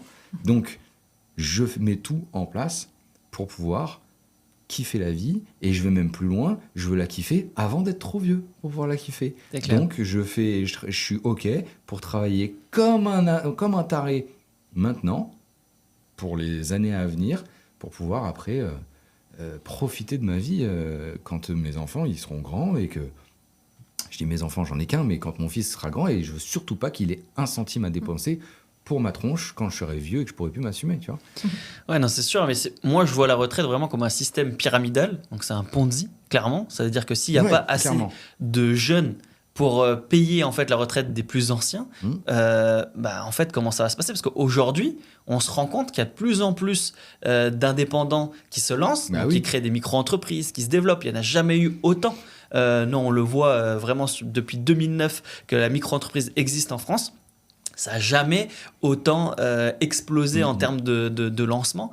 Et on le voit aux États-Unis. Je crois que c'est à peu près 40% que les gens sont indépendants dans leur métier. Et donc, je pense qu'on va plutôt dans ce sens-là. Et donc, du coup, si les gens s'indépendantisent de plus en plus, que vont devenir les gens qui, eux, ont joué le jeu qui va payer du gouvernement. Ouais, voilà, c'est ça, exactement. Va payer nos retraites. Et c'est exactement ça. Et je pense que là, à un moment donné, il va y avoir une crise, que ça soit sociale, que ça soit quelque chose qui va être, ça va être plus que tendu, parce qu'il y a un moment donné, les gens ils ont dit nous on a donné et on reçoit pas.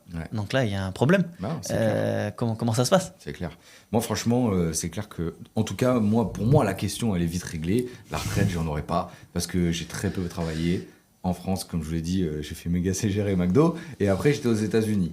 Donc aux États-Unis, j'ai pas cotisé. Ici, je cotise maintenant un peu avec le LMP. Je crois qu'on cotise en loueur meuble professionnel. C'est ça l'avantage. Ouais, c'est l'avantage. Ouais, truc de fou quand tu vois ce que je donne aux impôts. Moi aussi, je préférais qu'on me donne pas de retraite et que je garde mes impôts, tu vois. Mais bon, je sais que j'en aurai pas. Donc aujourd'hui, tout ce que je fais, c'est pour l'avenir. Donc j'investis dans tout ce que je peux, tout ce qui me plaît en tout cas. Et voilà. Et tu sais, ce qu'on dit, souvent on dit... les investisseurs immobiliers, ils n'ont jamais d'argent, on n'a jamais de cash, nous, parce qu'à chaque fois, on l'investit dans quelque chose, dès qu'on a le moindre euro, on le met quelque part. Et c'est vrai, je ne sais pas vous, mais moi, je ne peux pas dire que je suis riche. En tout cas, mes comptes en banque, ils font la gueule. Parce que je réinvestis tout, donc mais je n'ai jamais vraiment beaucoup de cash. C'est vrai. C'est le principe un peu de se dire, quand on a un peu de cash, on le réinvestit tout de suite. Moi, j'avais du mal avec ça au début. Et maintenant, ça va, je commence à... Non, et puis quand on voit en plus comment l'argent fond comme neige au soleil sur nos comptes ici en France, on se dit, il est mieux investi ailleurs. Et quand on a cette fibre de l'investissement, et ça l'est nécessairement pour tous les investisseurs immobiliers, c'est devenu dans nos réflexes aujourd'hui de se dire, ok, j'ai reçu de l'argent, où est-ce que je le mets? Moi, ça me met un stress quand j'ai de l'argent sur mes comptes. Je vois les zéros, je me dis, il faut que j'en fasse quelque chose là, parce que c'est en train de fondre. Vite, je le mets ailleurs, je trouve un truc.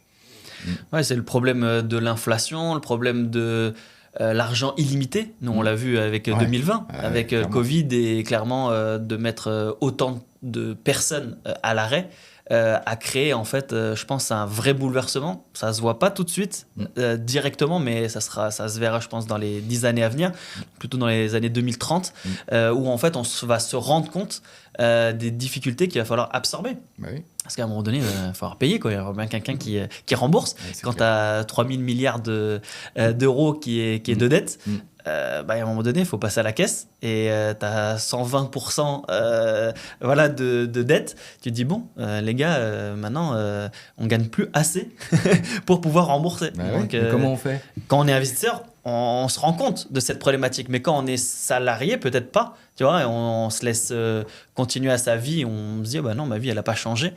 Parce qu'on ne le voit pas. C'est comme l'inflation avec la valeur réelle de la monnaie. Qu'on se dit, oui, ce bout de papier, en fin de compte, qu'est-ce qui va en rester ? Ouais, non, c'est clair. Est-ce que ça va être des brouettes ou est-ce que ça va être qu'on va ramener pour acheter le pain ? Ce qui est sûr, c'est qu'ils vont essayer de trouver des idées pour rembourser ça. Et apparemment, il y en a déjà chez le nouveau Front Populaire là, qui ont des bonnes idées pour récupérer de la dette. Et je sais plus, c'est Sandrine Rousseau qui disait qu'elle allait... Elle disait clairement qu'il fallait taper dans l'épargne des épargnants, quoi. Il fallait aller chercher... Parce qu'on est un pays qui épargne. C'est vrai que la France, on a énormément d'épargne. Donc, vu qu'on n'a pas appris autrement, en fait. Oui, parce qu'on nous a jamais appris à investir, ou on n'a aucune éducation financière. En tout cas, on a juste appris à travailler, à avoir un salaire et le dépenser. Donc du coup, c'est la facilité les gens, ils épargnent. En plus, on nous fait miroiter des taux à 3% sur le livret A et tout. C'est un truc de fou. Et on endort les gens comme ça. Et puis après, tu as des gens, des politiques là, qui n'ont jamais bossé de leur vie et qui se disent, tiens, si on allait choper toute l'épargne, si on allait taper dans l'épargne des gens qui ont bossé pour rembourser la dette, vous savez, tous les billets qu'on a imprimés là, quand vous faisiez rien pendant le confinement. C'est ça, les livrets A, ils sont quasi tous bloqués. Et donc tu te dis, putain, mais t'as je sais pas combien de milliards qui sont sur ces livrets A. Tout ça parce que les gens, ça les rassure en fait d'avoir ce cash là. Mais s'ils connaissaient le fonctionnement interne des banques et comment ça se développe et comment ça ils se disent, mais comment ça se fait que je laisse cet argent perdre de la valeur ? Parce qu'en fin de compte, l'inflation, elle est plus autour des 5-6. Bien sûr. Si votre livret A vous indique que c'est à 3, vous perdez 3. Je ne sais pas si les calculs sont bons, Kevin. Mais les gars, il faut réfléchir. Non, c'est clair. Mais je pense que c'est vraiment ça. C'est le manque d'éducation financière qui fait qu'aujourd'hui, la plupart des gens, ils voient ça sur leur compte, ils sont rassurés, ça flatte l'ego, j'ai de l'argent sur mon compte. Et là où eux, ils sont rassurés, ceux qui ont une certaine éducation financière, ils sont paniqués. Moi, quand je disais, quand j'ai de l'argent sur mes comptes, je suis paniqué. Je me dis, comment je fais ? Où est-ce que je le mets ? Et donc, c'est là toute la différence. Et c'est aussi parce que je sais que je ne compte que sur moi-même pour mes vieux os que je ne veux pas avoir cet argent sur mes comptes. Je ne veux pas qu'on vienne me le prendre. Je ne veux pas qu'il fonde. Il faut que je le remette quelque part pour pouvoir assurer mon avenir. C'est un bon exemple, en tout cas. C'est une responsabilité vis-à-vis de mon fils. Ne serait-ce que ça. De pouvoir me dire aujourd'hui, fais ce que tu veux. J'ai pas besoin de toi. Kiffe la vie. J'ai pas besoin de toi, t'auras pas besoin de m'entretenir. Trop bien. Pour finir sur une note un peu plus fun, qu'est-ce que t'aimes faire dans la vie ? Qu'est-ce qui te fait kiffer, Thomas ? Qu'est-ce que tu fais à l'île Maurice ? Est-ce que fais-nous rêver ? Est-ce que tu surfes ? Est-ce que tu vas faire de la plongée ? Est-ce que tu fais du sport ? Écoute, ça fait que 1 an qu'on est là-bas. Ouais. Donc déjà, il faut le temps de se poser, prendre ses marques, découvrir, visiter, rencontrer des gens et tout ça, avant de pouvoir vraiment mettre en place des activités. De kiff, voilà. Donc aujourd'hui, j'essaie d'essayer tous les restos de l'île. Parce que moi, j'aime manger. Donc ma passion, c'est ça. Ça nous fait un très gros point commun. Voilà. Pour l'instant, mon activité numéro 1, c'est ça sur l'île. Après, après, je fais du sport. C'est quoi la spécialité locale à l'île Maurice ? Alors, en fait, il faut savoir qu'à l'île Maurice, il y a beaucoup d'Indiens.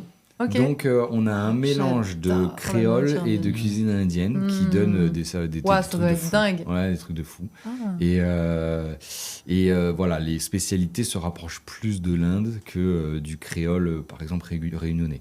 Donc, Ok. il y a tout ce qui est rougail, saucisse, carré poulet, tout ça, mais ils vont plus tendre vers tout ce qui est biryani, salmi, des trucs, vraiment des traditions indiennes. Après, tout ce qui est tous le street food à Maurice, c'est vraiment des petits trucs indiens. Ok. Donc ça s'appelle dal puri ou farata, c'est des espèces de crêpes avec du dal, tu sais, c'est une espèce Ouais. de truc de Ah, c'est lentilles, trop tout bon, ça. ça. Voilà, qui mettent ça avec tu peux mettre avec du poulet ou du bœuf ou quoi, et te le mettre dans une crêpe. Farata, c'est un peu plus épais, c'est un peu plus comme du Nan. Non. pas aussi épais qu'un naan, mais un peu plus fin comme des crêpes mexicaines, là, comment on appelle ça? Ah, les faritas. Les faritas, voilà. Donc, on en est là. Et puis après, tu as tout ce qui est naan, bien sûr, pour les Indiens, ils adorent ça. Mm. Et voilà, donc c'est vraiment un mix de culture français, créole, indien. Ça Et, parle toujours de bouffe, les Français. Hein. J'adore. Et vous aviez déjà des amis sur place ou vous en êtes fait un petit cercle d'amis? Parce que ça, quand on s'expatrie, c'est aussi une grande question. Ouais. Comment on va se créer notre petit réseau? C'est vrai, c'est vrai. Parce qu'on n'a pas notre famille, donc... Ouais. Alors, truc de fou, quand on a décidé d'aller vivre à l'île Maurice, je tombe sur la photo d'un très très bon pote de lycée qui est à l'île Maurice. Waouh, c'est ouf. À l'île Maurice, et puis il y a écrit juste Nouvelle Vie, tu vois. Waouh. Et là, je me dis, putain, c'est mon pote Franck et tout. Et puis c'était pas juste une connaissance, c'était vraiment un très bon pote, sauf que du coup, on s'est un peu perdu de vue parce que moi, je suis parti vivre aux États-Unis. Quand je suis rentré, lui est parti vivre au Canada. Ah ouais.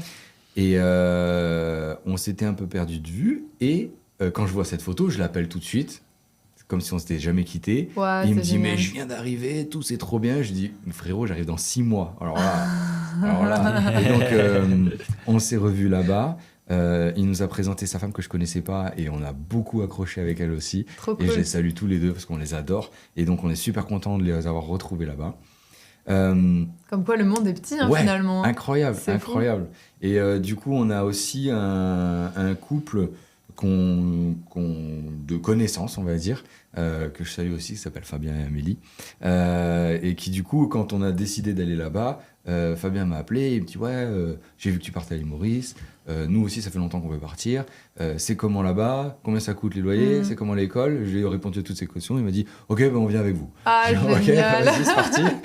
Ok, donc on s'est retrouvés là-bas aussi. Je pense à un autre pote, ancien conseiller d'un réseau immobilier dans lequel je faisais partie, qui était à La Réunion, qui est parti vivre là-bas aussi, qu'on a retrouvé et tout. Donc voilà.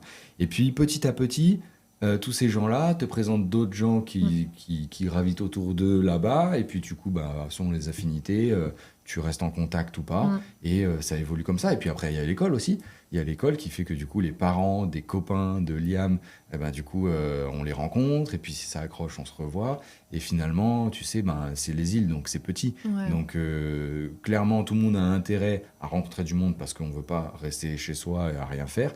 Et en même temps, ça va très vite. On se connaît tous au bout d'un moment. Donc voilà. Ah, trop bien. C'est cool, mais tu vois, c'est aussi encore grâce un peu aux réseaux sociaux, parce qu'ils ont vu que t'es parti, toi t'as Oui, vu que la personne clairement. a posté un truc. Toujours Parce que nous, encore on les connaît réseaux plein de gens sociaux. qui veulent rien, tu vois, poster sur les réseaux parce qu'ils ont peur, parce que machin. Mais nous, pareil, nos amis sur Tahiti, c'est que grâce aux réseaux Mais sociaux, oui. hein, même les locaux qu'on a rencontrés, c'est que grâce à ça, parce qu'ils ont trouvé un point commun entre nous. Enfin, vraiment, c'est Ouais. c'est un truc de fou. Hein. D'ailleurs, tu disais ça aussi, c'est important de le préciser, les locaux. Alors moi, j'ai rencontré pas mal de locaux au travers de mon sport, puisque du coup, je donne des cours là-bas, et du coup, c'est que des Mauriciens. Et donc, j'ai rencontré un couple formidable qu'on a plaisir à voir régulièrement. Et personnellement, j'essaye de me tourner beaucoup plus vers des étrangers ou des locaux que des Français.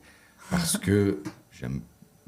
Les Français, c'est Français, je les connais. Ceux qu'on côtoie, on les adore. Mais c'est vrai que je suis pas allé là-bas pour être entre Français, tu vois.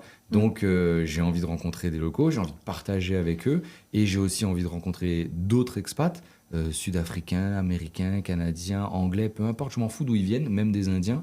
Et de plus en plus, on essaye de s'ouvrir à d'autres nationalités. Parce que c'est aussi ça l'expatriation, c'est pas aller dans un pays pour vivre entre Français. Et à Maurice... malheureusement, entre guillemets, je le dis doucement, il y a beaucoup de Français. Donc on se retrouve vite entre Français. Par la force des choses, pas parce qu'on le souhaite, c'est parce que du coup c'est la facilité, parce que du coup on se ressemble, donc voilà, et on puis va en bouffer, fait, machin et tout. Et au bout d'un moment tu te retrouves tout le temps avec des Français. Et ça m'embête. Donc, j'ai eu la même chose quand je suis parti en Australie. En fait, c'est la première chose qui te rassemble en fin de compte. C'est... En fait, tu te comprends, t'es loin de ta famille, du coup tu te rapproches automatiquement en fait, parce qu'ils ont le même problème que toi en fait. Ils sont loin de leur famille, donc ils cherchent à être proches, alors que les gens qui habitent dans leur propre pays, même nous en France, on a notre famille, donc on est plus dans notre cercle aussi en fait. C'est logique en fait, un peu partout dans le monde finalement. Mais ça c'est partout dans le monde, en tout cas, en tout cas en France, c'est très français. On s'aime pas entre nous en France, mais quand on va à l'étranger, que ce soit pour y vivre ou pour voyager, on cherche des Français. C'est vrai. Et quand tu regardes n'importe qui a voyagé, quand il arrive dans un autre pays et qu'il entend quelqu'un parler français, il fait « Ah putain, il y a des Français !» Et ça rassure, tu vois. Alors ça rassure, oui et non, parce que nous, on avait déjà eu... Quand t'as beaucoup voyagé, tu sais que les Français, il faut pas les côtoyer. Ça dépend dans quel endroit, parce que les endroits très touristiques, moi, je peux pas. Vraiment, j'ai la hantise. Mais dans des endroits très lointains... Tu dis, il y a des Français. Parce que tu te ressembles aussi. Tu te dis, c'est des gens qui ont voyagé et qui sont un peu dans le même mood que toi. Bien sûr. Mais ça dépend. En Maurice, il y a des groupes d'expats, tu vois, des groupes WhatsApp d'expats, donc tu peux poster un message, tu fais un barbecue, t'as 50 Français qui débarquent. Parce que du coup, les gens ils ont besoin d'aller avec des gens qui leur ressemblent. Et ça, c'est bien, mais c'est aussi dommage. Je trouve qu'ils devraient beaucoup plus s'ouvrir aux populations locales, clairement, franchement. Et en plus, ils ont tout à y gagner. Parce que franchement, encore une fois, vous n'êtes pas venus ici pour retrouver des Français. Et eux, les locaux, peut-être que s'ils voyaient qu'on était plus ouverts à eux, ils le seraient aussi, tu vois.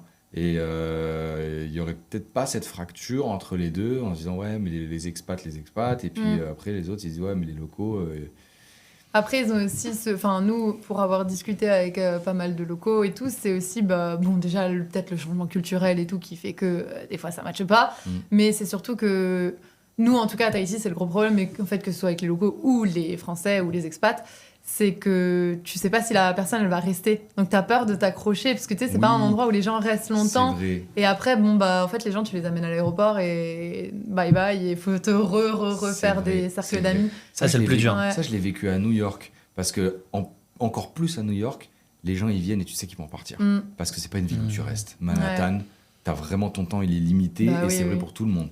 Et j'avais rencontré des potes français, américains, irlandais, même indien, tu vois, et irlandais, et on était vraiment très cosmopolite, tu vois.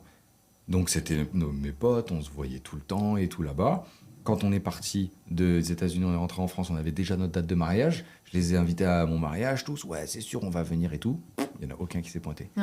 Parce que je comprends que ce soit loin aussi, mais après, dès qu'on est parti, il n'y avait plus de son, plus d'image. Et j'ai mis du temps à comprendre que c'était aussi pour se protéger eux, de se dire, ouais, mais tu sais, si on doit garder le lien avec tous les mecs qui sont passés dans notre vie à New York et qui repartent, c'est compliqué.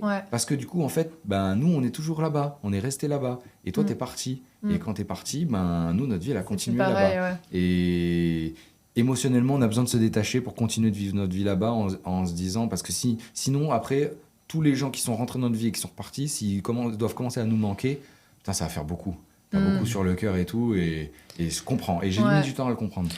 C'est un style aussi très américain ou anglo-saxon, où t'as aussi le côté très friendly, en mode, moi je sais que ça m'est arrivé comme ça, où en fait tu le vois pour la première fois, ouais, salut, ça va, comment tu vas et tout. Moi normal, ah ouais, putain, il est cool et tout, machin et tout, je discute avec lui. Et puis après, quand tu l'appelles ou machin, plus personne. Tu changes, pareil, tu le vois sur les réseaux, il est pas très loin de chez toi. Tu le dis, ah bah tiens, viens boire un coup et tout. Personne. Et ça aussi, c'est le côté un peu, je trouve, très à l'américaine, ou même moi, je l'avais en Australie, où les gens sont un peu de face. Tout va bien, t'es les meilleurs amis du monde, et derrière c'est complètement différent. En tout cas, aux États-Unis, ça a été un des trucs les plus difficiles pour moi, c'était de me faire des amis, clairement. Et d'ailleurs, là pour le coup, t'es bien content d'avoir des Français, parce que les Américains, ils n'ont pas d'amis, ils ont beaucoup de connaissances. Et les seuls amis qu'ils ont, c'est des potes d'université, avec qui ils ont fait les 400 coups dans les fraternités et tout. Là, c'est le sang et tout. Mais après ça, c'est que de la connaissance. Puis c'est vraiment du business aussi. C'est-à-dire que souvent, c'est ça. C'est que souvent, ils se disent, c'est du réseau. Donc, ils se disent plutôt en mode, non, mais c'est du réseau, etc. Ils constituent plus leur amitié autour de ça, où ils se disent, tiens, on va se faire un golf, on va se faire un machin, un truc comme ça. Et du coup, ça crée une communauté, en fin de compte, d'entrepreneurs, comme on peut se l'imaginer, en fin de compte, en mode, en fait, les gens sont tous les mêmes. Et certains, en fait... vont plus aller titiller ce côté-là pour se fraterniser en fin de compte que vraiment pour sympathiser et être amis. Quand je vivais aux États-Unis, j'avais des voisins, un couple en fait, qui était de notre âge et qui avait l'air super sympa, et on se croisait tout le temps dans l'ascenseur. Et on échange des formalités, de politesse, machin, tout ça, et puis on discute. Et on discute sur le pas de la porte, et ceci, et machin. Et puis au bout d'un moment, en tant que Français, venez boire à la maison, l'apéro à la maison et tout. Faudrait qu'on vous veniez manger à la maison. Ah ouais, vous aussi et tout. Et puis, ok, quand et là, il n'y a plus personne. Et là, tu dis, vous nous direz. Ouais, ok, on vous dira. Et puis après, tu relances un petit texto. Demain, vous êtes là, venez boire un verre et tout. Ah non, on n'est pas là. Après, tu le recroises dans l'ascenseur. Alors, on se le fait, ce basket et tout. Ouais, carrément, tu m'appelles. Ouais, et puis tu l'appelles. Vas-y, viens, on va faire un basket. Non, je suis pas là. Et tu vois, il y a cette barrière. Et très difficile de se faire des amis aux États-Unis. Ouais, vraiment. Moi, ça, j'aurais eu vraiment du mal. Ouais. Moi, j'ai vraiment besoin du côté humain. C'est très difficile. Même en vacances, quand je vais aux US, je le ressens, ça. Ouais. Alors, pas comme ça pour l'amitié, mais tu sais, genre rien que quand tu vas dans un resto. Alors moi, ça m'énerve. Déjà, tu manges pas très bien aux US.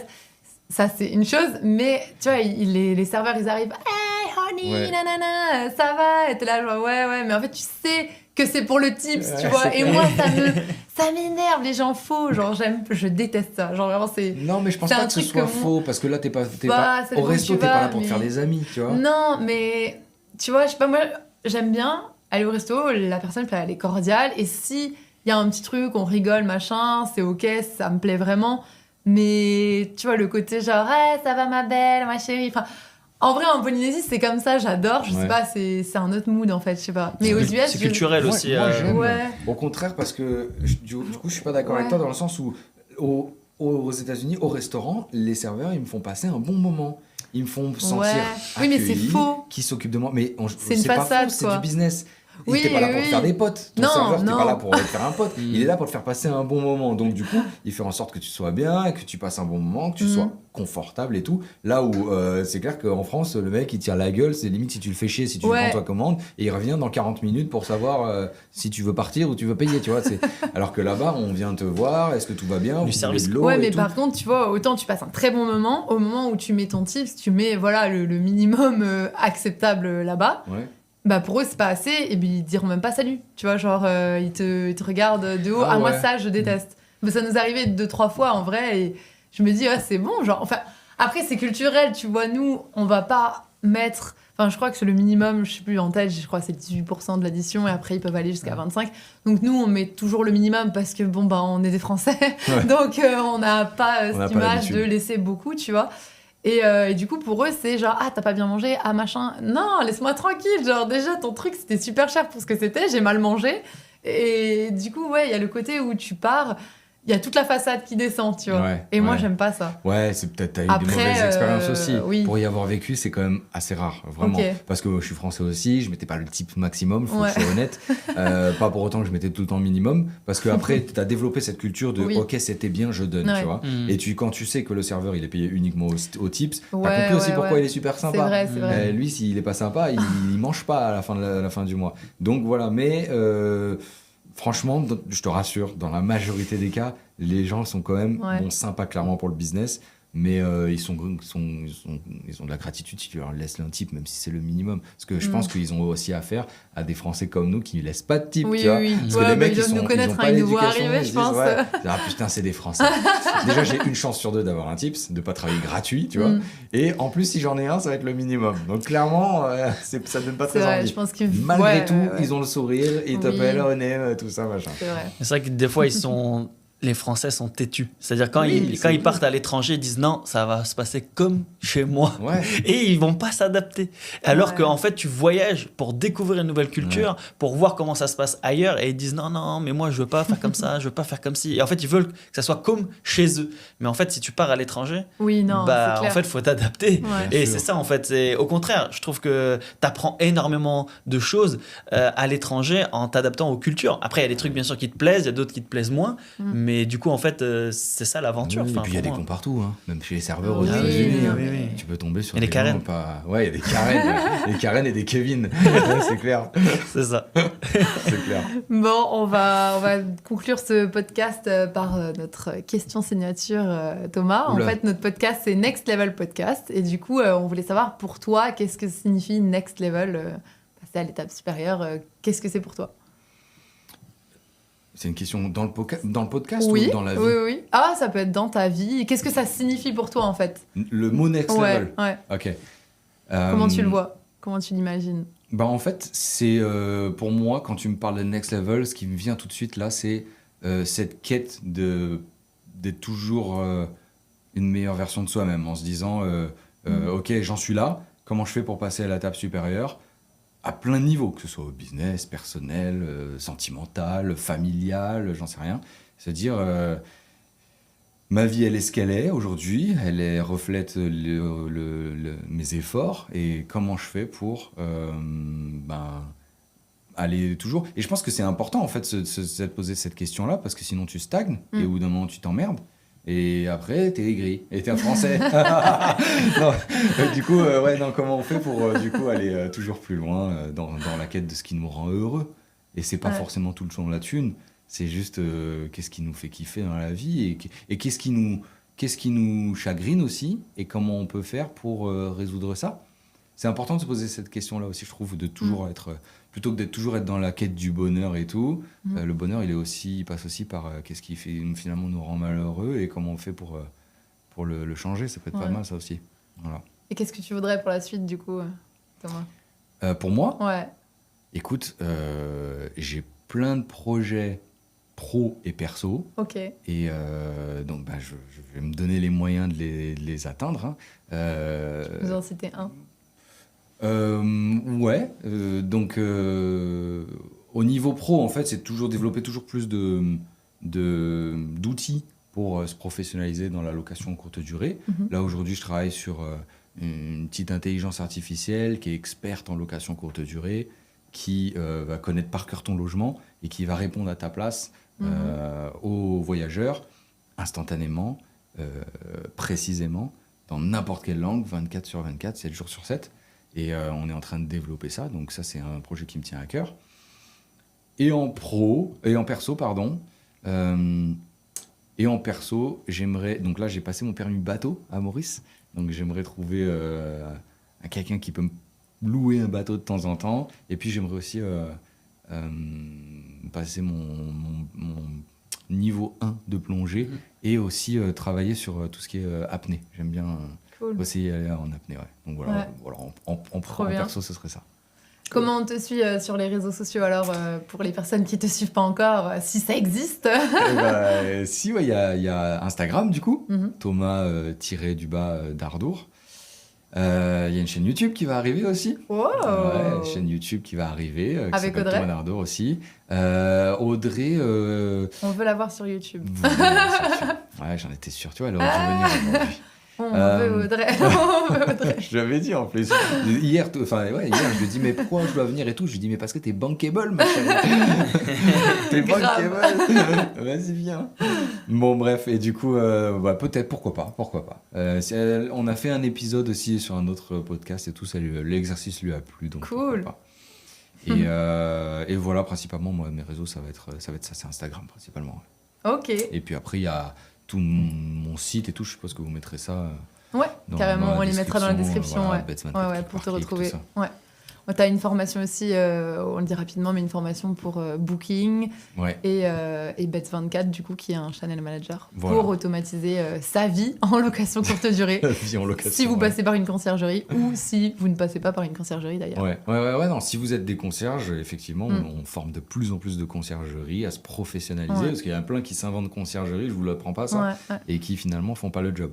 Donc nous, c'est un peu notre mission. Et puis pour ceux qui veulent pas passer dans une conciergerie, ils peuvent aussi décider de faire le travail eux-mêmes et de s'automatiser un maximum de choses. Mais, je tiens à le dire, la conciergerie 100% automatisée n'existe pas. Voilà, il faut...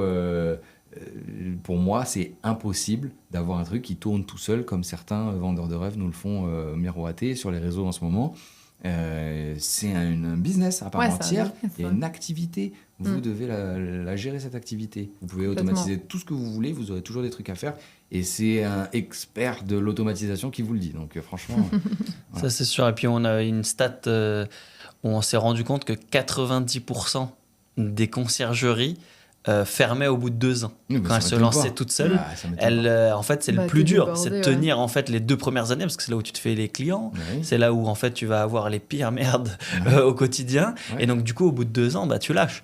Et souvent, c'est ce qui a fait aussi notre force dans notre système de franchise, c'est l'accompagnement qui leur permet d'atteindre plus rapidement leur niveau de gestion et surtout de pouvoir répondre à leurs questions en fait. C'est ça qui permet une survie beaucoup plus longue parce que nous aujourd'hui toutes les conciergeries, qu'elles soient avec nous ou même parties par la suite, existent toujours. Oui, c'est pour ça que c'est top ce que vous proposez, mais les gens ils doivent l'avoir en tête. En fait, vous jetez pas à l'eau si vous savez pas nager. C'est pareil, vous devez vous former et travailler avec des outils professionnels pour pouvoir perdurer, parce qu'au bout de 2 ans, en fait, 2 ans, ça correspond à ta patience. Et quand t'en as plus, t'arrêtes. Parce que du coup, t'as pas les bons outils, t'as pas les bons process, donc tu te fais éclater, ta charge mentale, elle explose, t'en as marre de gérer de l'humain et des galères, et t'as l'impression que tu fais que ça, gérer des galères, donc t'arrêtes, parce que t'as pas les bons outils. Donc nous, c'est ce qu'on fait, c'est proposer aux gens les bons outils pour pouvoir être pro dans cette activité et puis proposer de la qualité, pas des logements sans drap et sans papier toilette.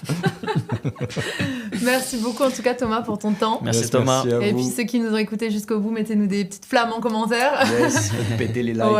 Et puis on se retrouve nous pour manger tout à l'heure et puis pour un prochain podcast. Avec plaisir. Ciao, ciao. Merci Thomas, ciao ciao.